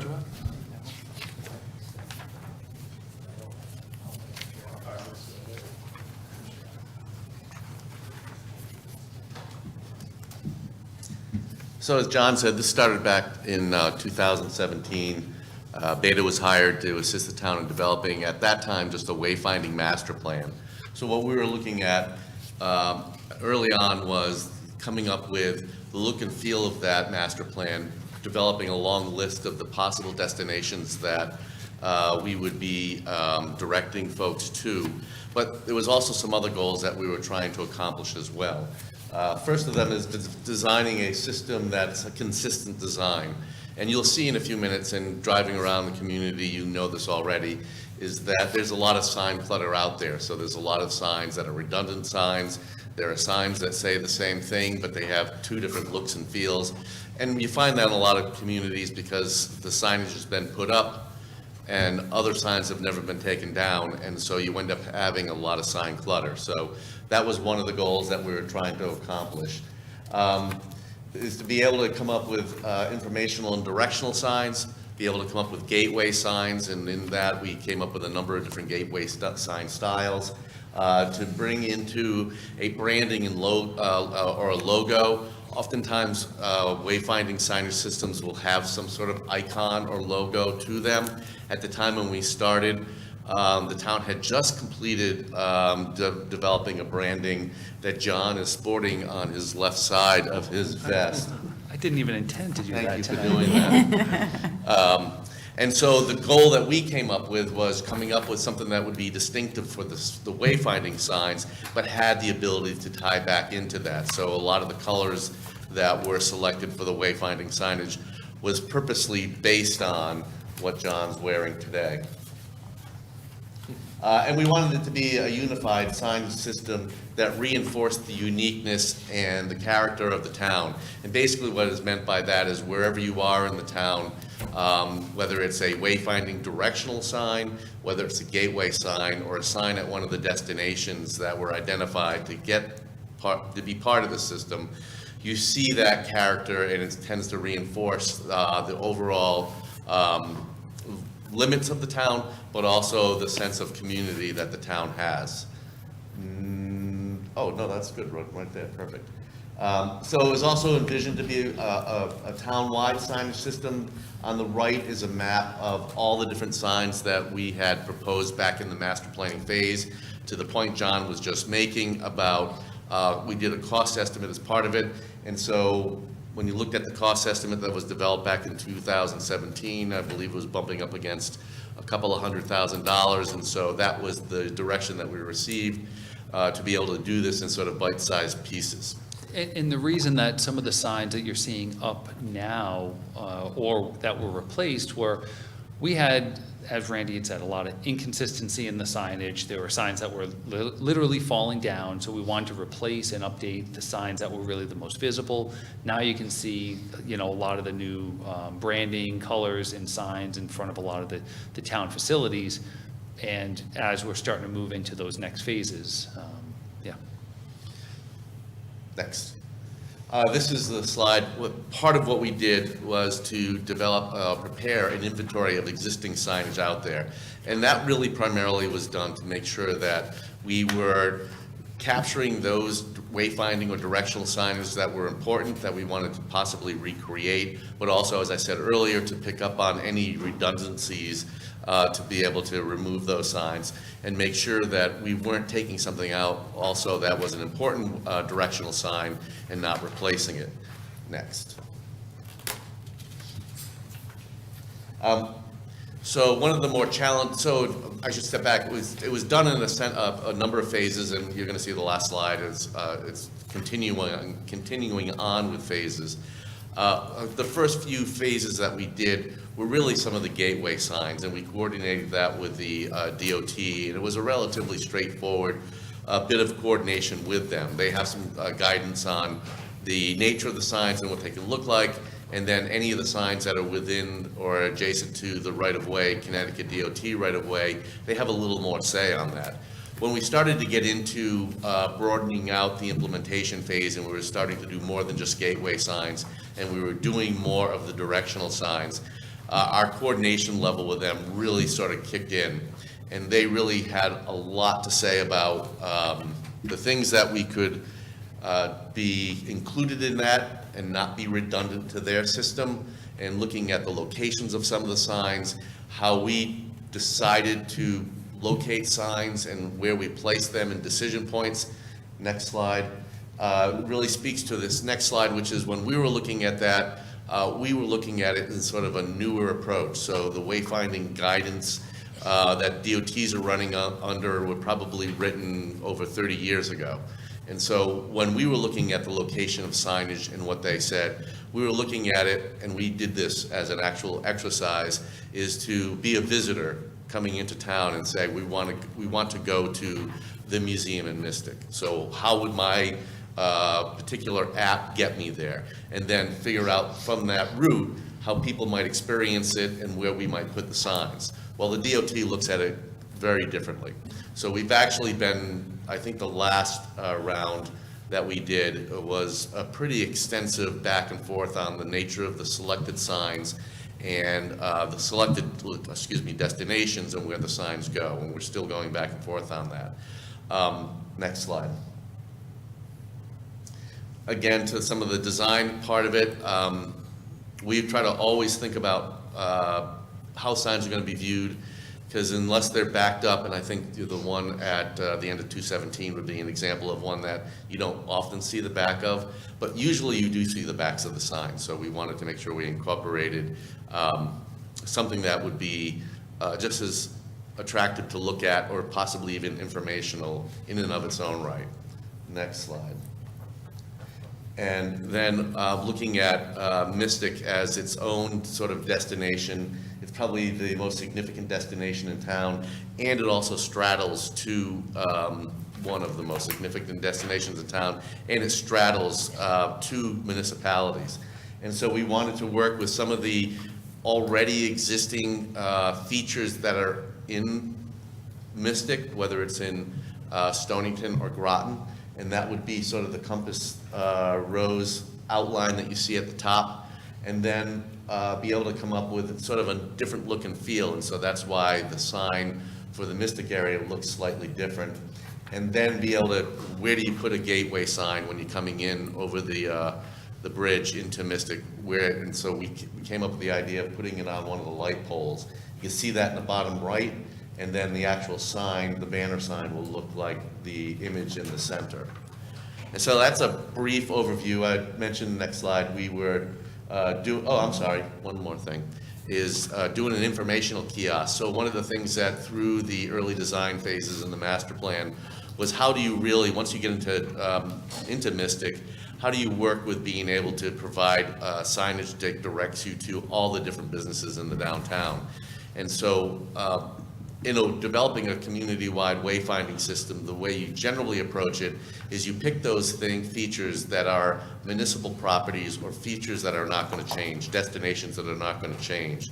If you selected like a wayfinding signage system that's a municipal system that was directing you to different restaurants, well, over the number of years, those things change. And so the approach is, if you can say you're going to be directing someone to Mystic, and then you're going to direct someone to the museum or some of the parking areas, public parking areas in Mystic, then it's up to the business owners to try to piggyback onto that system on their web presence, or when they send out directions, is we're right around the corner or just down the road from the public parking lot on X or Y, Z street. And so that didn't really help the businesses in Mystic. So part of what we developed in the master planning stage, and one of the next phases of implementation, is a kiosk that actually is allowing people to be able to get up to a sign as they're walking around, and they'll have all the different businesses that are within the downtown area located on the sign. And it also takes the opportunity to look at regional destinations as well. So it gives you both sort of a micro view of Mystic, but also a macro view of the town and the surrounding features and destinations around the town. Next slide. So as I was saying, it's being built in phases. That signage, the signs at the end of 217, and also when you get off, 117, and as you get off of 95, we're one of the very first phases. The destinations were selected partially by what was on the signs previously, and partially by the committee that was put together at that point. I would suggest that this is a great opportunity to take a second look at what is on that sign and how to, what best should go back on the sign. And then the only caveat that I have with that is then we would then be looking at how we take that back into the overall system as we have previously reviewed it with the CONDOT and get their comments. And I think the right thing to say is be prepared. They may say yes to a few things and no to one or two things. So with that, I'll happy to answer any questions that you have. And one last point, in case Randy didn't make this, when working with DOT, one of the things that they really stressed is if we're putting up signage to a destination, they want to see all of the signs for the whole route installed at the same time. So we can't do half of those signs and then in a later phase do the other half that would get you to that destination. Like by a road or an area of town? By whatever way you're going to direct people to a destination. So for instance, I'll pick 117 and let's say Groton Long Point. You may also have some wayfinding sign so you may have wayfinding signage that gets them off of 95 at the 117 exit, but you may have signage somewhere near Mystic that will direct them to that location as well. And their point was, whatever wayfinding signs that you have that are going to direct people to Groton Long Point, regardless of where they happen to be, we want to see that as part of a cohesive overall package installed at the same time. Gotcha. All right, do we have any questions? Councilor Portolano?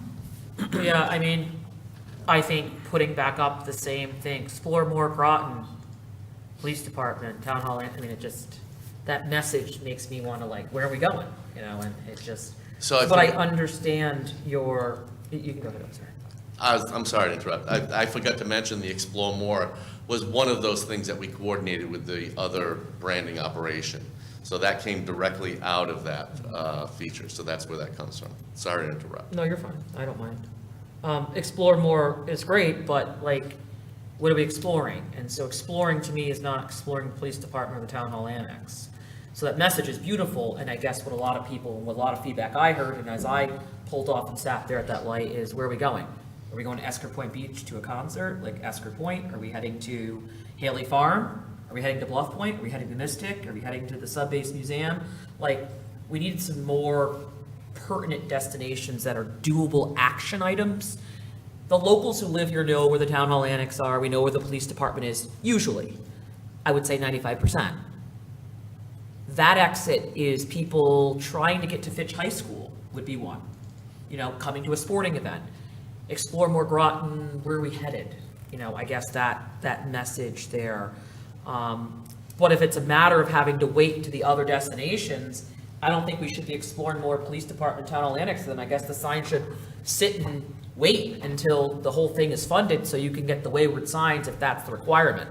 But I do think that that is a pivotal spot to have something to get people to Bluff Point. I'm always asked, I'm at Dairy Queen and someone says, where's Bluff Point? I'm like, right there, you know, they're almost there. Or how do I get to Fitch? Now we have the Fitch High School, the police department, and the middle school all within the same like geographic area. A lot of people are going to the middle school and to the Fitch High School. Esker Point Beach is that way, Mystic's that way. And so my vision is that that sign should really pull people to go explore more of Groton. A lot of my friends laughed when they came. They were like, yeah, we just got here, we got off this exit, we're headed into Mystic, we'll see you soon.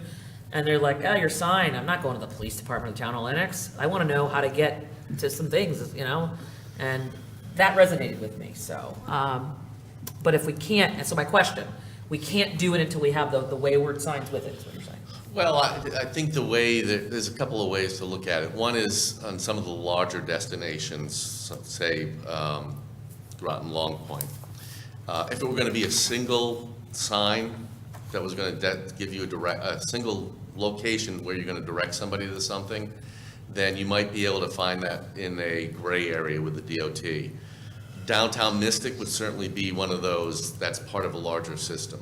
Okay. So I think, and that's why I was saying, I think the idea of re-looking at what's on that sign is a good idea.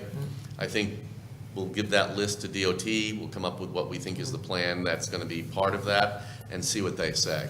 I don't think Groton Long Point would be the destination, but I think Esker Point, right? Esker Point Beach would be the destination. Be right before Groton Long Point is the public arena there, and it would be like Haley Farm Public Park, Bluff Point, like those are definitely things that Fitch High School is a good one. Everyone's trying to get to Fitch High School, or you can say school complex. So people, because you get to that stop sign and you're like, right, left, what is this GPS doing, And having those, like you said, short wayward destinations Right. would be helpful. Right, and I think the thing to keep in mind is when you're looking at wayfinding signage and the number of bits of information that you put on a sign you'd be prudent with that. And because if someone's in a car, they're trying to figure out which way to go, it's been shown that there's only like 3 different messages that typically would be the things that someone would discern. At a light where they're stopped, maybe a little bit more. But again, going back to the DOT, it's one of those things that we'll have to come up with, whatever that list is, how it fits into the larger plan, and then what their coordination input's going to be. Yeah, and I think, Esker Point Beach is less than a few, miles that way. Fitch High School is like a quarter mile, and Bluff Point is barely a quarter mile. So I think those are really good, and Haley Farm, those are like getting that person that way, and the GPS will help them get further. But I can agree that Mystic is a little bit further down in a whole other area of town. So wouldn't the Sub-Base Museum. But the other exits could drive people to the Sub-Base Museum. But my time is up. All right, nobody else has their hand up, so I'll go next.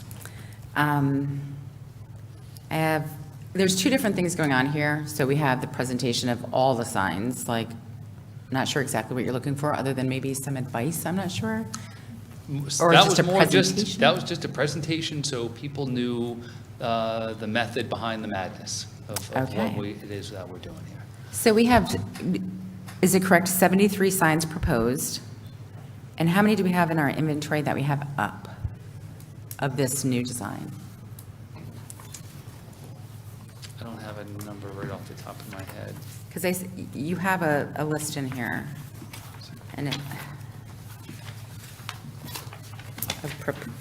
of existing guide sign inventory matrix. And I think it's so small. I think it says 7, I don't even know. It looks like a bunch of them say 73, so I don't know.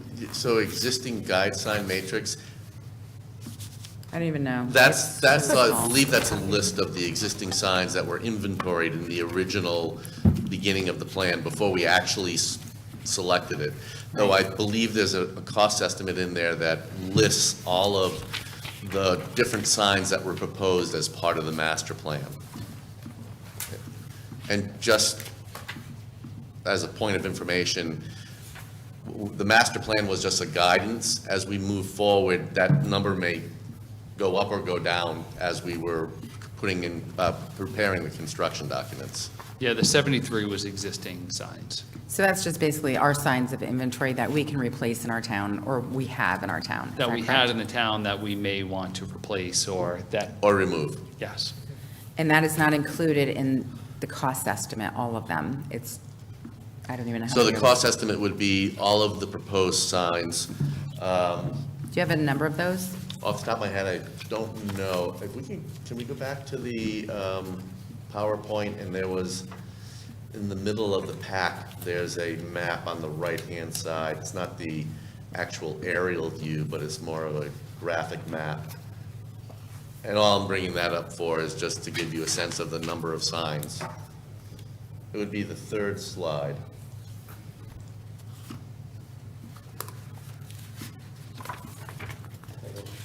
Nope, that's perfect. So that's the proposed signs. The only thing that doesn't capture, because there's a lot of them, are the signs that are around the downtown Mystic area. So I'm going to just ballpark a number. There's probably like a similar number to the existing, probably like 60 some odd signs. And then there are some bollards, because when looking at the gateways, the gateway points coming into Groton from up north, we looked at those as being a smaller scale, more subtle sign, and they were bollards as opposed to signs. Okay, and we have, the grand total of the ones that are listed here for the cost estimate are $267,000. And that was a plan that was developed back in 2018, 19, Right. so I'm sure that cost has gone up. And how much has been funded so far? I don't have an exact number off my head, I can get that. Because for I you. think we've put money into it at different We times. put some money into it at different times, I think maybe $50,000 or $75,000 a couple of times. So I don't want to give an exact number, but I can find that out and get that to you. That would be good, just to see what our balance is Yeah. on, maybe trying to, if we could possibly ever, wrap that up. Because I think even with, we might have even had that on our ARPA list, I'm not sure. And when are the Mystic ones going up, or are they, I haven't seen them? Nope, so I think that was something, I think we did the bid specs for those, but it's on hold. I believe, if memory serves correct, there is some funding that we have available in a CIP for this right now, but we didn't want to do any more signs until we made this presentation to the council. I think that was the request when the CIP funding was made, and we wanted to bring this forward. I will say that some of the signs do stand out, like the one on 117 right by the exit, the Welcome to Groton, very much stands out, and I love that the back of them has pictures. And the one on Route 117 and Route 1 is quite the focal point. And so now I'm going to get to the one on 117 and Route 1 that is the reason for the whole referral to come before us to begin with. I also would like to have a discussion on what would be best to put on the sign as directional, or even can we just get the sign up because it's been down for so long, even without the directional while we figure it out? Or can we put something up on the bottom of it that's even something that says, like, welcome to our town, or just some kind of like welcome kind of thing? Like, does it need directions? With everybody nowadays most everybody has on their phone an address and they're trying to figure out somewhere to go. They get GPS directions on the most part, not everybody. But I don't know. I don't know if we should put something different on the bottom altogether. But I'm up for different options and maybe getting what your advice might be for the bottom. Most people know where if you live here, you sort of know where the town hall is on the norm, unless you're new or military or something, you sort of know where it is, or you're going to look it up before you start heading there and put it in your GPS. So that's my question is what is your advice as the expert on signs? Oh, as I said, I think taking a second look and not necessarily having town hall or that type of thing on there. I think maybe one municipal destination out of maybe 3 or 4 elements that are on that from a wayfinding might not be bad for the purposes of you have military here and you get a little bit of turnover of population because of that. But then taking into account some of those other major destinations that aren't part of the other signs that we're coordinating with DOT would probably help simplify that and give you a sense of like a one-off. So, what are and it'd be great as an exercise here tonight, like what are the 5 one-off destinations that don't include downtown Mystic that aren't part of what the destination package is already saying, and that would simplify our coordination with DOT. We could just pretty much go and do it and not show them that as, well, we still show them that, but it wouldn't be part of the larger directional signage that they have been scrutinizing for the last couple of years. All right, it's because I can't read this. This matrix is so tiny. I don't know exactly what the signs are already there. So is, for example, Esker Point a location on a sign somewhere already? It is not. It is not. Sutton Park, Paquonic Plains, I think that there are already signs up of those. the big ones right in The front big of their ones are property. right up in front, but I don't think we are calling out directional signage for either of those. But, when you start thinking about maybe, hearing people talk and thinking like Bluff Point, okay, that's a big destination. That's a regional destination. That There also is might be- there is a street sign for that though, right? That might be one of the DOT ones. Yes, There is a sign right across from the town Yeah. hall. yes. I don't know if there's enough signs, but there is a sign there. Yeah, and again, I think to the point of GPS, this is meant to augment it and maybe be some of the major decision points, as opposed to every turn that a GPS would tell you, so that what you basically have is a signage system that helps to reinforce that, but maybe more importantly, is this unified character of signs that's town-wide that people see, that it isn't doing what wayfinding signage did, say, 20 years ago. It's really just reinforcing what an app will be doing for you. Well, that's what I'm sort of also wondering, like, on the bottom with the GPS and the wayfinding, I'm just wondering, like, should we put something just totally different, like, welcome to our town, and maybe submarine capital of the world, or something that we're known. I know Explore More is like a new, like, branding item, but how about something that is also us as well? I mean, I know it's not wayfinding, it's not giving direction, but it's sort of, I know there's the welcome right by the highway, but at that corner, it is sort of a welcome What to our about the town. museum? What about the museum? It's another way of saying, if you think about, if people are coming to go to the museum or know the museum is in Mystic. Which, if it's- the Arts Museum? The Arts Museum, I'm sorry, yes. I mean, that's another way of saying Mystic without saying Mystic is part of the larger system. If you know what I mean, it's like, that way, they know that the museum is in Mystic and they're following it, they see it, and then it gives them a direction to it. But would you come off that exit to go to Mystic? Possibly not. That's what I'm saying, Yeah. it doesn't make sense then. That's what I'm trying to think of the area, and so my time is going to be up here, so I'll take a second round sometime later. All right, Counselor Gajewski?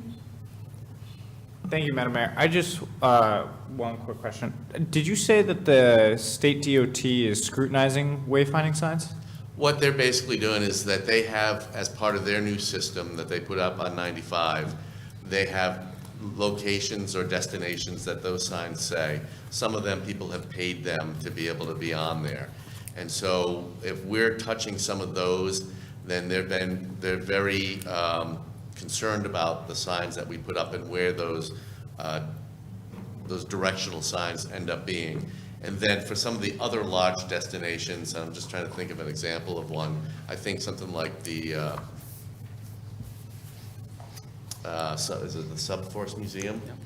That's not one that they have up there, I don't think, but it's one that we said to get some of the destinations on the north side of 95. And they, were very particular about where we located the sign off of the highway and then where we located the decision-making point signs, and had a lot to say about those locations. Okay, that's interesting. I particularly, since I've started driving, which is not that long ago, but I don't use the wayfinding sign directions too much. And I would rather actually see something like Home of the Fitch-Falcons, the submarine capital of the world, tons of other things that were home to submarine manufacture, something like that. Just along those lines instead of wayfinding signs. I feel like those are slowly disappearing because we all have GPS in our phones, and that's where. So I would prefer to go down that road. And if you're going to look, I agree with Councilor Bordelon and Mayor Franco about the town hall annex and the Groton Police Department. It sends a mixed messaging of explore more, and then having town staff and services. It would have been better if it was the Yeah. library. Yeah. But, you know, that's where that's on that, but that's all I have to say on that. All right, Counselor Jones. Thank you. Can you just talk a little bit about the DOT's philosophy on signs? I know that 3 points is a pretty common thing that the human brain doesn't really function much past 3 ideas, but. Yeah, and that's not necessarily just a DOT, that's sort of a signage thing, except for when you talk to commercial developers, and then the signs seem to have a lot of information on them. And so they justify it by making it bigger. But, yeah, it's hard for me to say. This was part of the exercise that we did with DOT. It was like, okay, these are the destinations that we want. This is what we said our plan would show for some of the directional signs. And they said, that's not really what we think it should be. And so we said, tell us what you think it should be. And they gave us some general, major intersections and, some of the more complicated, the way the intersection geometry works are ones that would be more important. Go back and try it again. Do they have control over just the state roads, or do they have control over all the roads? Well, there is an overarching guidance, which is the Manual on Uniform Traffic Control Devices that they cite, which is a guidebook on all the signs that you see on roadways.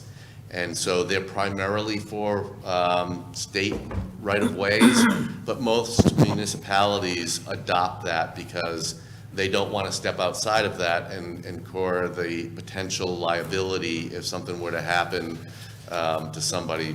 And so that's the guidebook. And in there, there's wayfinding colors and fonts that you can use, which all this works with. But then when you put signs within the right-of-way or along state roads, that becomes much more restrictive. So yes, within the, along state routes, they have a lot more control and say. So like Route 1, 215, all that kind of stuff? Yeah. They're going to control that kind They of stuff. scrutinize it much more. Yeah. I'm not as worried about the branding stuff because I don't think people, it's just, there's taglines on everything and nobody pays much attention to taglines. You don't like make the leap from a tagline to a sign thing or directions. You just know that's part of the logo. So that doesn't bother me at all. I kind of like the idea somewhat of maybe doing some general things, more, because you're right, we all use GPS on everything now. We kind of drive around with it on all the time. If I had to pick something on that 117 Route 1, I would just pick bigger things than a beach. I would pick like Groton Long Point. That's a major destination that a lot of people are coming to. But I also might put Mystic on there too, for people who got off on the wrong exit and just sort of end up there not knowing where they're going, but they know there's this place, Mystic, because you can easily, is it 88, is it exit 89, is it 90, so you just don't. So, and Blood Point and even downtown Groton. So if we were going to go that route, I think those would be what I would sort of put down. Just bigger destinations that people would have. So, okay, thank you. Counselor Rusk. Thank you. So I agree with bigger destinations or kind of a theme, if you're looking for a direction on what to put at the bottom of that sign. Downtown Groton is this way type thing, but I agree. People use their phones and they're going to find it if they're looking for a specific location. I guess 2 big questions. One, I'm looking at the number of signs that we're looking to do. And if we have to coordinate to have certain signs all together, have we kind of developed a big picture of how this is going to move forward? Because if we can't put in any signs getting you to pick the location, Bluff Point, without having all the signs to Bluff Point, that complicates this when we are doing it in stages. So do we have kind of a master plan of that? Yeah, there is an implementation schedule. So the next phase was kind of looking at downtown Mystic and some of the signage there. And then the phase after that, longer term, was really that was the bid package and installation of gateway and directional signs throughout the town, really, rooted towards more regional attraction. So that would be the third phase of it. Okay.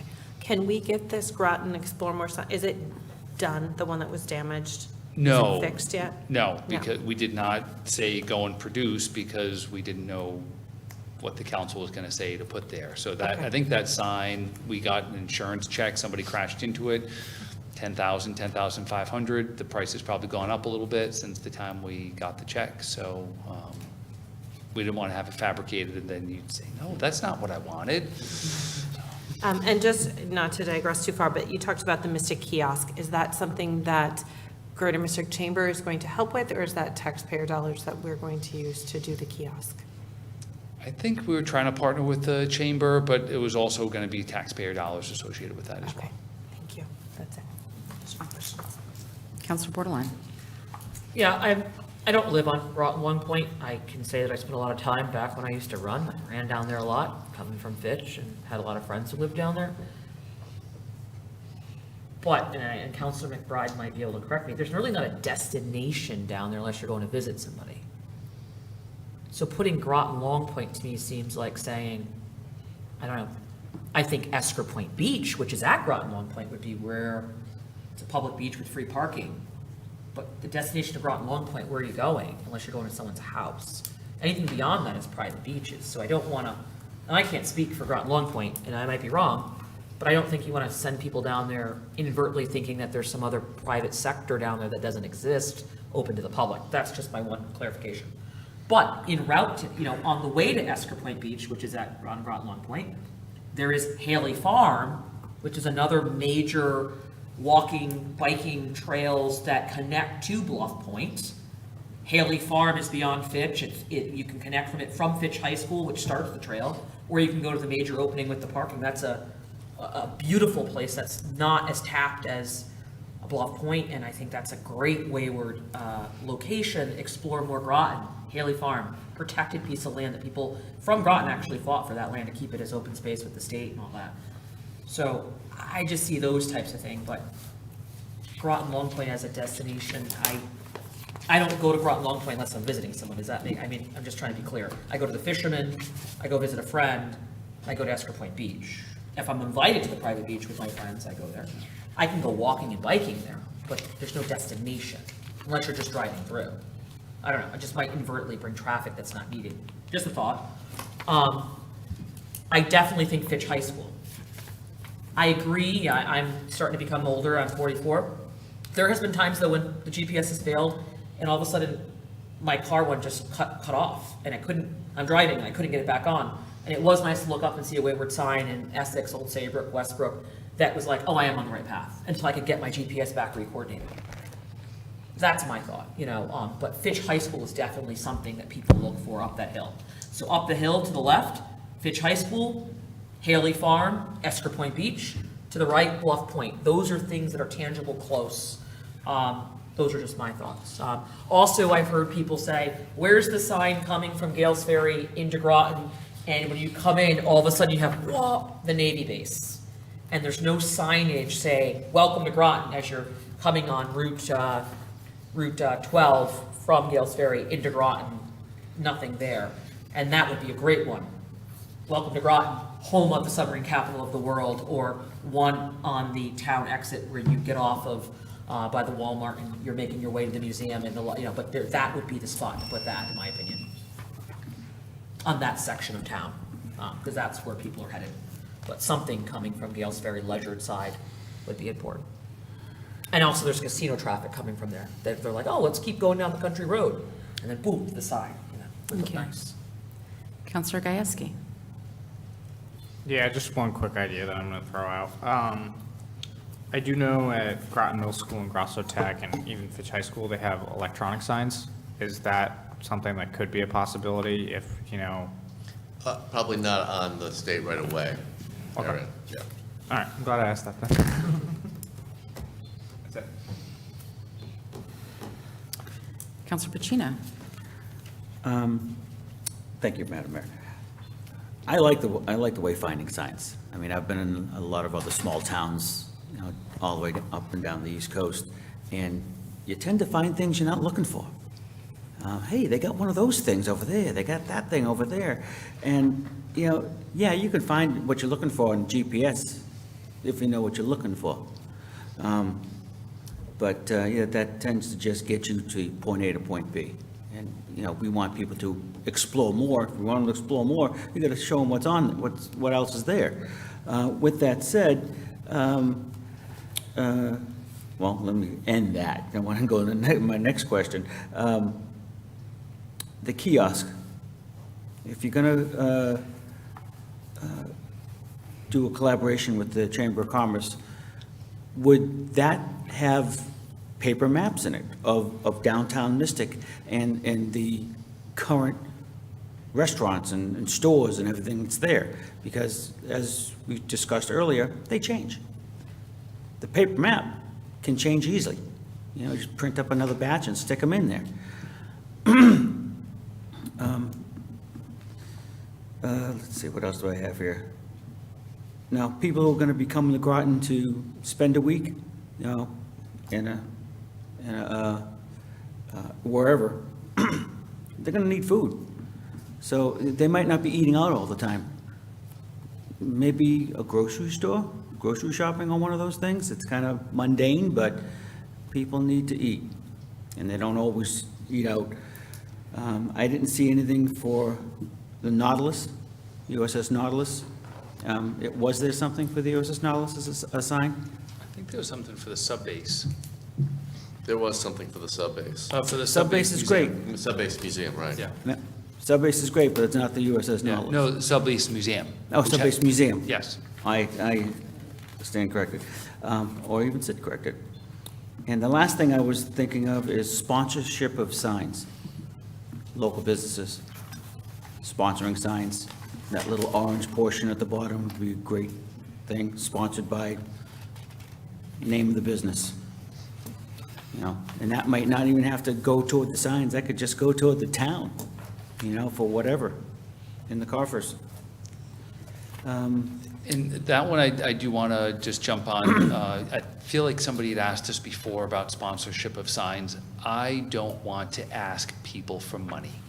So Gotcha. if there was a group in town that wanted to do some fundraising around the signs, ethically, I can't start asking businesses for money for signs. So that's something. DOT doesn't allow commercial logos on the signs along the right-of-ways like that. Gotcha. We've run into that in Mystic with banners and things where they won't allow it, so. Okay. And I think my last thing is, I'm looking at the map, it's on page 1435 of our packet.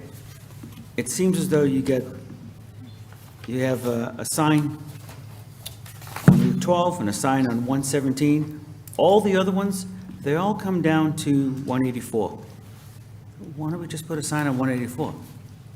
They all meet almost at the same spot. I mean, it just doesn't seem like we want to put $18,000 of signs up there. We could put a $5,000 sign on 184. I mean, you got the GT4, it eventually comes down to the center, the intersection where you got 4 other signs. The GT's, oh, okay, that's my time. Mayor? Again. Mr. Burt? Just, you know, and obviously tonight we're focusing on the one sign because as we go for more funding, we'll be discussing others, you know, so we're really just on this sign. But when you come to that stop, one of the things I think, now if we do Esker Point, when you have to have another one on Groton Long Point Road, you'd have to do one also there to point you. So the way I am looking at it and doing wayfinding signage is evolving because of navigation apps is maybe, not necessarily, Yeah. not necessarily. So one of the things that, coming in that route, Quantum Plains Park has a lot of sports activities. That'd be one of the ones you would for sure want to hit. You're going that way, downtown Mystic this way if you could. Either the high school and education complex that way, Quantum Plains Park that way for sure. Esker Point, if you wanted to go the other way, downtown Mystic. I still think Town Hall's worth pointing out. People come for, you know, birth certificates, other stuff. So there's reasons out of towners come, and then Bluff Point to get to that other side that then turns you at the right spot. So. All right, I wasn't expecting you to give a whole list, and I didn't write it down, so. So on this, let's do, like, we had to come up with sort of a consensus tonight, and. All right, Counselor McBride. Yeah, just a quick comment. I kind of was agreeing with Town Manager Burt. I think, I like the Wayfinding itself, and I agree with Counselor Pacino that it's not just advertising what you have, it's telling what Groton has. So I kind of like the idea of having, like kind of Haley Farm, Esker Point, Sutton Park, Paquonic Plains, High School, Middlefield, or Complex left, then Bluff Point, Town Hall, downtown Groton, and even Recreation Center to the right, because I think you're saying what we have in Groton. I know there's a rush to get this sign up, so is there a way we could do the top part first and settle on the lower part later? I mean, you don't have to decide the Yeah, that's lower what part. that's what I was That can be added in asking. later, I would think. I was asking the same question earlier. Okay, because that's the urgency, right? You want to get the sign up? Well, we wanted to get it up. I mean, it's as urgent as we want it to be. I don't want to have it cost substantially more if it's fabricated in multiple pieces. So I don't know. I think the sign that was up previously, I just had a picture of it up, it was all printed on the sign. But it's two pieces.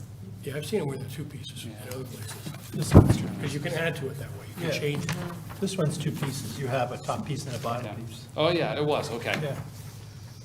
And maybe that sign needs to be larger, and maybe we do list more, because that is really the heart and soul of where everybody comes, and that's what, you know, I think it's okay to list more things myself. So, that's all. Quick comment. Thank you. I am pretty much open to whatever the council chooses on their directions on what they want to put up there. I don't want to put too much up there that looks too busy that you're not even understanding what, like, there's too much, because you're only stopped there and sometimes you're behind cars or you're turning. So I think that when it has like 3 or maybe even 4 items, I think that's pretty much, as you're turning, that should be the quickest thing you're seeing. I also still sort of like the idea, because think of it this way also, we're going to have the USS Groton Memorial right there as well, which is going to be a huge draw for people to come, you know, what I'm hearing.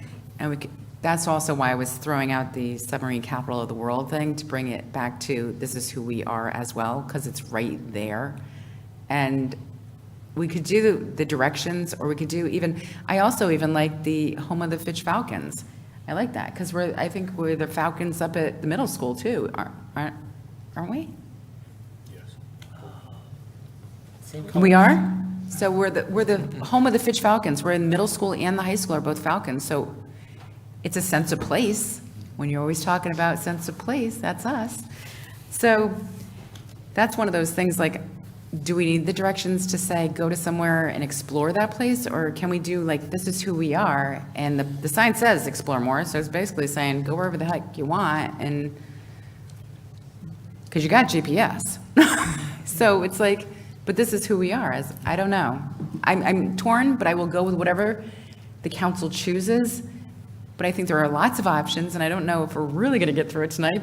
But we can attempt it if we would like to do an exercise and throw things out and do consensus building on it, if you would like. Mr. Burr. Just a thought on the logos, you know, if we do, hopefully we do get the submarine memorial, coming off of the highway might be where you add something saying submarine capital of the world, because you're gonna have that right down there. And then when you Okay. come up to the T, that might make sense then for the Fitch Falcons to be under there, you know, because you're past the submarine park, you're going into the educational complex, others. And if you could give us, you know, some ideas of what you want, what we could do is, if we could mock something up, but just, I could shoot it out, and if we do what you've been doing lately, if I get 5 yeses, then we move forward. All right. And you're the expert. Is this, like, seem like an okay location to put something of that nature? Like home of the Fitch Falcons, and maybe closer to the highway put, you know, submarine capital of the world? So, because we only have, like, in my limited understanding of this, but there's only one place in our town that says submarine capital of the world, and it's on the highway. We don't have it embedded in our community either. So maybe we should make that one of our things as well. I don't know, but I will go with the consensus of the council, and I'm not stuck on any one idea. I am open to everything here that people are suggesting, because I think people are making very good suggestions. And that's why I even seconded it, because I'm like, let's have that discussion, because it's an important area, I think. So do we want to do Counselor McBride? No, I was just going to say, I like that idea too. I just think it should be home of the Falcons, because I don't think the middle school is Fitch Falcons. They're just the Falcons. Then you got the micros and the football. They're just Falcons. So I think it's just Falcons, not Fitch Falcons. All right, Consider so that. you want to start going down the road, and we just sort of give an opinion of, first, do we want directions, or do we want like a statement of who we are? We'll start there. How about that?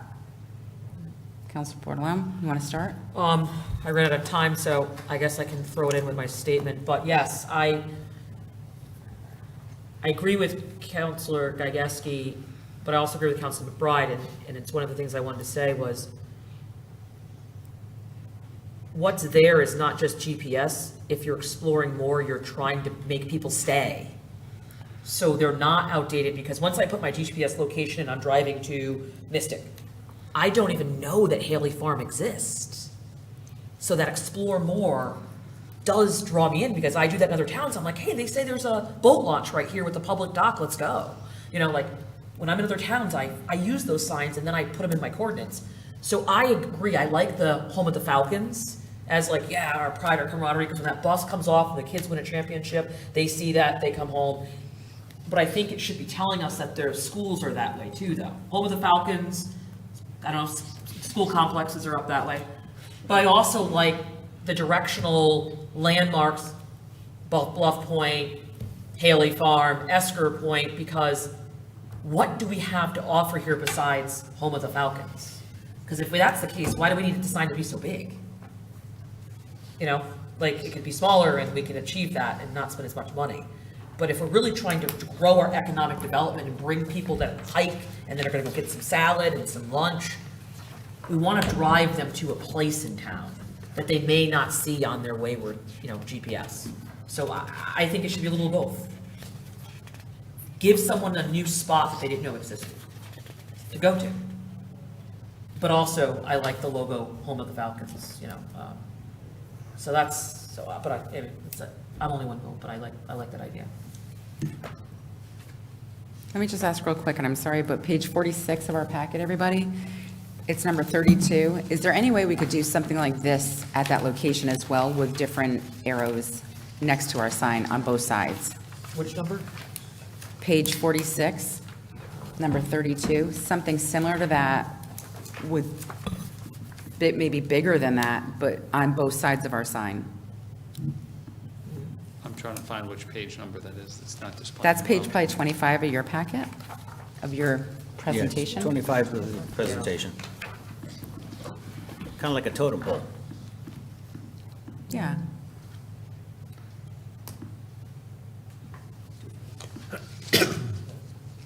It's the one that looks like this, so. Okay. Oh, okay, that, all right, sorry. Thank you. That, okay. I'm looking for the page number. You're talking about sign number. I'm like, page? Yeah, page number 25, picture number 32. Gotcha, yep.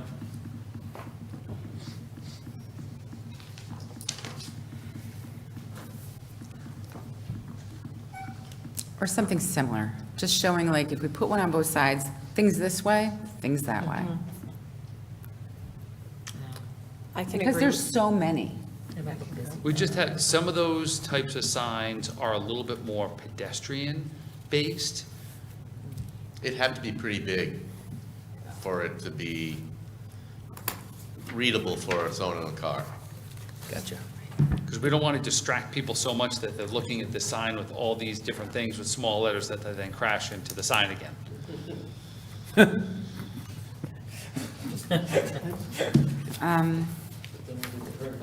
Yeah, I know. Maybe the value will go up. Are we insured? Okay, but there's something similar to that on both sides. You know what I'm trying to say? Yeah. Like signage saying things going this way, because there's a lot of things that, and I think it's going to be very hard to choose a couple. Yeah, and I think, Randy had just said he already has some ideas. I think we can mark some things up and come back and show some ideas as well. Obviously getting some other ideas, but I don't think it has to be one or the other. I think we can have some of those, the names, the brands, as well as some of the directional signage as well. Counselor Pacino? Okay, thank you. I really do like the explore more. It sounds like I want to explore more. I'm not opposed to the Fitch Falcons. I don't think it needs to be that's a big thing. Like I've said, I've driven up and down the East Coast. I've never been excited to see the fighting chipmunks on somebody's sign. Don't care. I'm just going through, you know? Even if I'm staying there for a week, it doesn't matter to me. It does matter to other towns who are coming and want to go to school, so it doesn't need to be huge. But we want to invite a lot of different people here, and not necessarily just the people in our region who are going to Fitch High School for a game. So, yeah, I'm in total favor of anything else you come up with. I'm liking this a lot. Okay, Counselor Rusk? So I've kind of changed my mind, and thank you, Representative Pacino.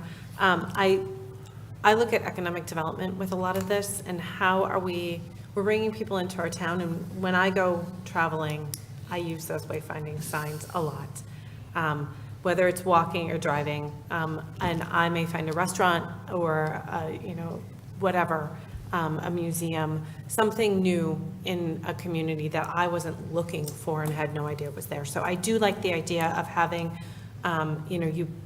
for this particular one, if we want to put something about home of the Falcons because of the location, that makes sense. But then also, downtown Groton is this way, and parks and whatever we want to put down, Haley Farm or Bluff Point, whatever we want to put. And then maybe when you're coming down Route 12, a sign there that says submarine capital of the world, because it makes sense. It's right there next to the submarine base, next to the museum. But then also what else is in that area?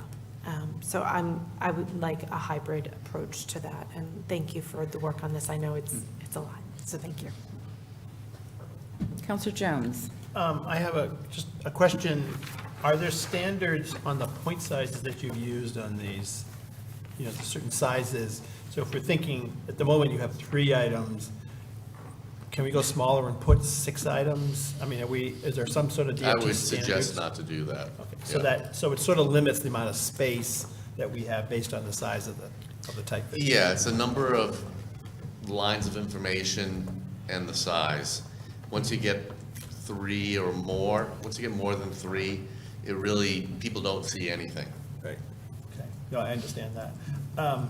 So I think, and then the second question I have, before I give my answer, is, do we always have to have explore more on here? I mean, I'm fine with the home of the Falcons, but maybe along with what Councilor Rusk is saying, some of these signs change a little bit depending on the location, and maybe that's where home of the Falcons goes. You take off explore more. It's the general theme that runs throughout the signage, but in certain locations you opt out. So we don't have, one of the things that's hard is you can't have 2 taglines on a sign. It just doesn't work, or on anything. So you need to pick one tagline. You can't have explore more and home of the Falcons. It just gets confusing. So is Yeah, it the only possible thing, to the only move thing it? I'd say to that is, if it's on a separate lower sign, even though it's part of that, I think you could probably do that, because I don't think it would be,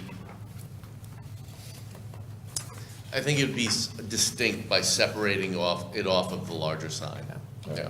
So I guess I kind of like the home of the Falcons, seems to be okay, so that, and then I'll go back to what I said before, bigger destinations. So where are the big things at the ends of what you're pointing people to? So Groton Long Point, or school complex, I think is a good one. We have so But do you many- the question is, it's like, do you want the signage? I'm more in favor of wayfinding. If I had to pick, Or both? it'll be- You could do both, or you could do I just wayfinding, something that's us, or both. You could do, Probably a if I have to hybrid. pick, is more in favor of wayfinding, because that's why people use signs, and maybe there's another place to put home of the Falcon. So I'm probably more in favor of wayfinding with big destinations. That's mine. So. okay. Councilor McBride? Thanks. I have a thought. So all these drawings that we have are all square, right?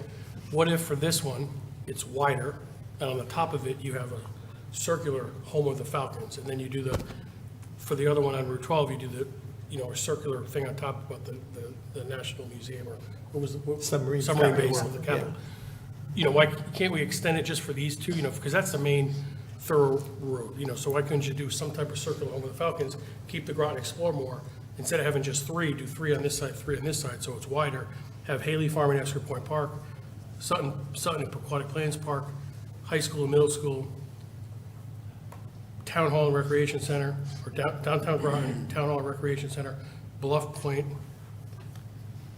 as well, so you got three on each side. But couldn't you make it wider and do that, accomplish all of that? It's the issue with having too much information on the sign. What ends up happening is when you have too much information and not enough time to process it all, you tend not to see any of the information. So I would try to be simpler as opposed to making things overly complex. So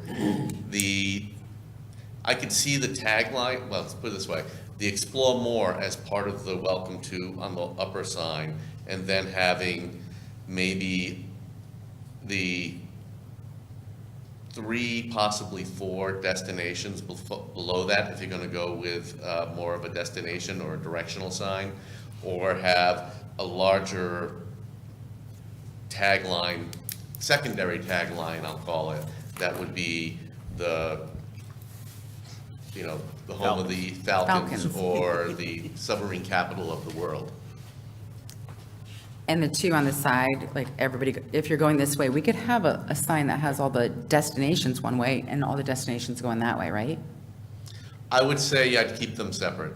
Yeah, separate on both. Well, yeah, but if you're saying a couple of feet over and then you have another sign on the right side and a couple feet over on the other side, you have another sign with destinations on the left side, that's going to read the same way. It's going to read to a person as one larger sign. Okay. It's the amount of information in one Gotcha. spot All right, that you you're the want to stay away professional. from. Gotcha. I'm sorry to interrupt you. No, that's fine. I just think there's a lot of information, so how do you make choices on, when you got 8 That's or 9 the things? trick. That's why I just go with the bigger side, but that's just me. Why are you sitting in front of us asking us? Well, here's the thing, I'm a little confused, because you said we could put signs on both sides, and now we're deciding, do we want to do wayfinding, or the, like, something that's a secondary tagline? Yeah. And then we had the combination of doing both, putting signs on the side and doing the tagline. Yeah, So I you don't said think it I was said put possible? things on the side. I said you could probably put a secondary tagline and then have a couple of choices of destinations directional underneath that. But putting signs on either side, I wouldn't do that. All right, then I must have misunderstood. I'm so sorry. That's all right.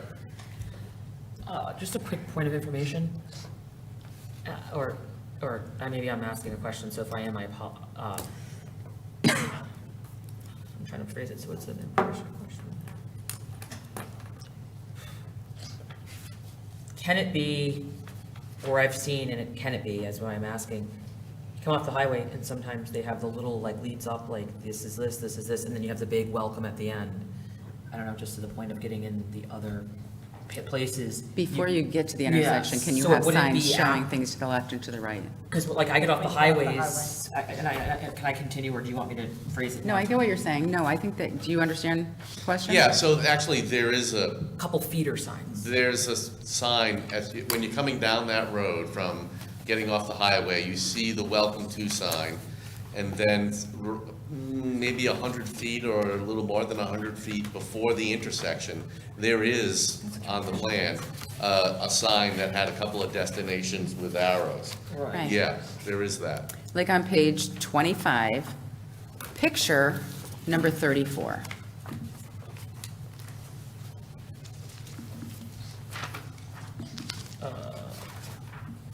Just as an example. I got it. So it's our packet number 46. I'm Nope, I so got it. sorry. It's their packet number 25, but it's our packet number 46. Yeah. So leading up to there, can we do that with the Esker Point and downtown Groton, or the things that we choose that are not quite where all the other signs would say? Right. And I'd say yes, they definitely could do that. Caveat it by saying, because it's on 117, the DOT is going to want to look at it.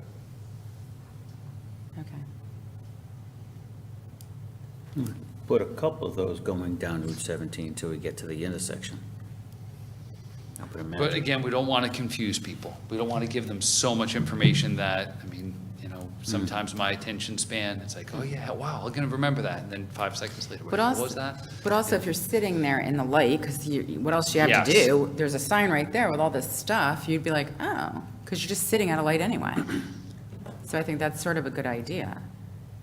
For the person who's sitting in the front at the light.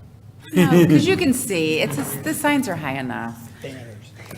Mr. Burt? No, I don't want to. I'm sorry, I didn't, Mr., we didn't, well, what is your flavor of what you would like?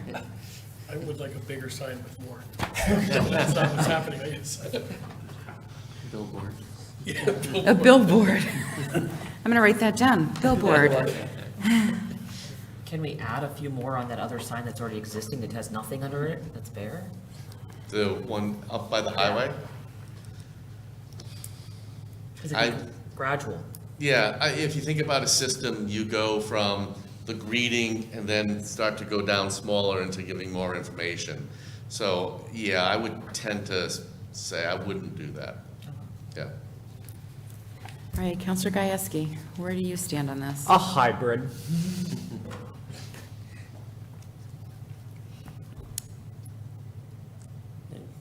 I have like two people who are like just wayfinding, like very towards that. Mr. Burke, go ahead, I'm so I just sorry. wanted to really quickly touch base on the importance of having to explore more. You know, part of the goal was to have a uniform theme, and the very first thing off the highway, you want to start that theme. So, you know, there was some Oh. talk earlier about, you know, maybe replacing those for a couple. I just want, that, we don't want to do that. This one right here.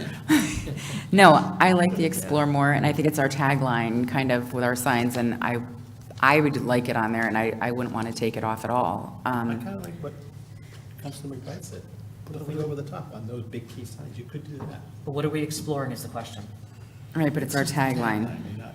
No, but I mean, that's what draws you in, it's like you're gonna go look for something. So there's And the way two that came across, I'm sorry, as wayfinding.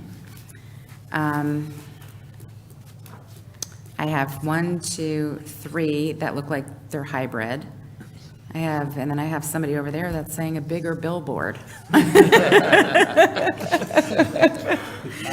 a great consensus. And I am probably more,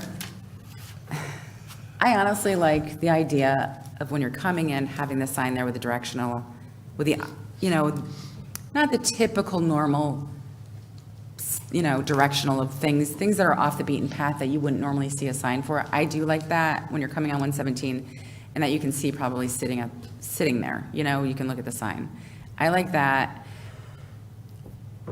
And I would like the secondary tagline probably on the bottom. So I will probably go with,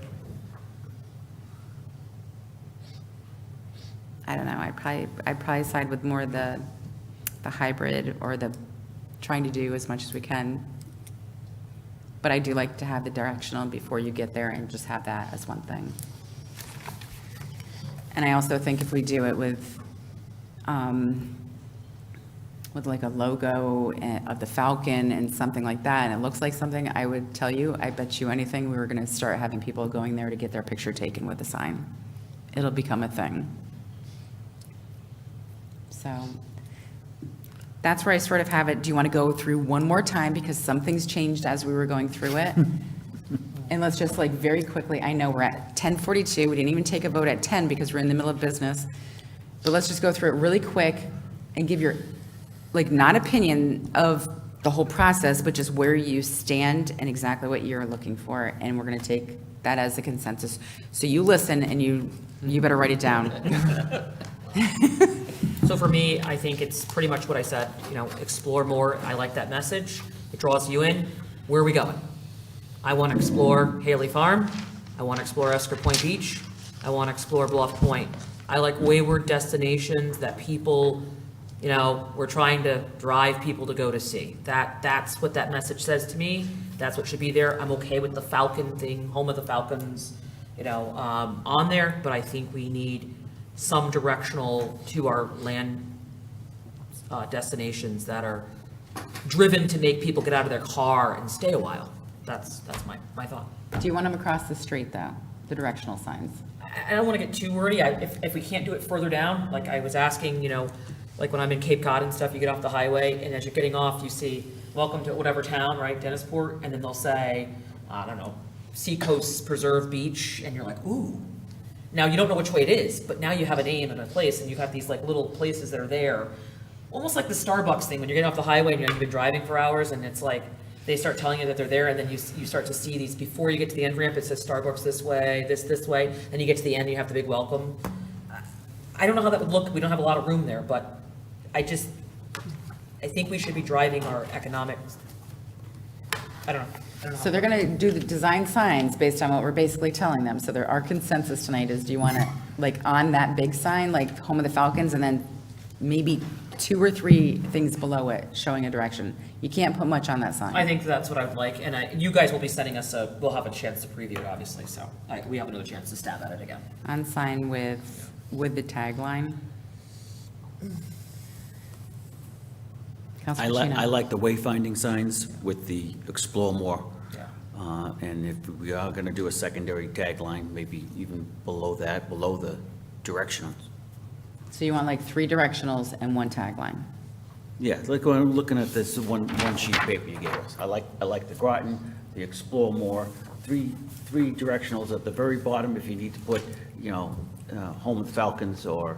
You don't need to. It's up to it's your choice. Yeah. It's, what do you want? That's what I want. With the Explore more. tagline. Explore more. That's the main tagline, and I like that. You don't want the Home of the Falcon thing? I don't dislike it.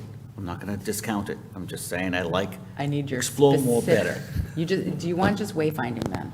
Wayfinding with the explore more. It's the same thing, isn't it? No. Explore more no matter what. That's our tagline. Do you want these? Yes. But Yes. the Home of the Falcons, you can only have like a couple directionals and the tagline. I could do without the Home of the Falcons. All right, so you just want wayfinding sign, all right. Sorry if you're watching Groton, people. Counselor Ross. I like the wayfinding signs. I think that's the most important part. Whether those are on a separate sign coming up to the corner, I'm fine with that. If we want to put a separate tagline on there, I'm not 100% opposed to that, but it is not my main objective. Counselor Jones. Wayfinding with big destinations. So 1, 2, 3. So wayfinding, Yeah, Yeah. like it is now. like it is now. So you just want wayfinding. Counselor With big McBride. places, big destinations. I'd like to see just a draft, if we could do it. Groton, explore more, and then hear me out. 3 on each side, 3 on each side. The reason being is I'm a simple person. I look at this 3, I see 1 arrow this way, 1 arrow this way. It's confusing to me. So if I had 3 on this side pointing that way, and 3 on this side pointing that way, that would be very easy to read. And then at the bottom, Home of the Falcons in parentheses. I think that would look great. The sign may be a little bigger, but that's what I think. I'm excited to see it. So wayfinding with tag 6 items. and Just 3 on each six side. directions. It's only 3 rows. And 6 Yeah, 3 rows. 6 directions. 3 Okay. on each side with arrows that make it easy. I know what, I gotta take a right here, right here. I gotta take a right or left, I don't know which way. Counselor McBride, And you're in all not alone. seriousness. I'm with you. And in all seriousness, That's why we're saying, could we do it across the street and not make it so complicated? Oh, whatever you think, I don't know. Well, that's what I'm saying. Across the street. So if you're on 117 sitting at the light, I'm good with it. there could be a sign right there with all the directions going left and right. And when you come up to the intersection, it's just the Groton, Explore More, and underneath it, Home of the As long as Falcons. the sign is simple, it's not, Not back and forth. All right, so you're also okay with it across the street as well? Whatever we can, yes. All right. Let me amend his to also another Oh, sign. he's gonna say something. I was going to say, if you did the sign that you were just originally talking about just then, I feel compelled to tell you, it's probably going to bump the price up a bit, or double. Well, I'd just like to see a draft. How much for a piece of paper? I need to sponsor. All right. No, You're gonna have Dairy Queen on the bottom of it. Would you like to rethink your options? Counselor Gajewski. Hybrid, but most just be creative. Just come up with something that's visually appealing and just be creative. That's When you say hybrid, what do you mean? Are you talking about the one across Like the street? Are you- wayfinding and, Wayfinding and a tagline. Are you Correct. talking about the one across the street or no? yes. I'm also the one with the tagline and the signs across the street that lead into the intersection. And you know what? If the sign ever goes down again, we don't have to worry about so much of the wayfinding, because it'd be over there. Only take down part of it at a time. What do you think? Do you understand what we're asking for? Because you have a look that I'm not too sure about. We'll do our best. I know it's late, it's almost 11. Motion to adjourn? I think, I'm sorry, but I'm thinking, please tell us what you got out of that, please, so we can hear it, so we don't have a different thought process. Sure. The vast majority of everybody would like to have the Groton Explore More and the secondary tagline with a couple of major, with some different destinations that aren't ones that you see on other of the directional signs that are part of this system.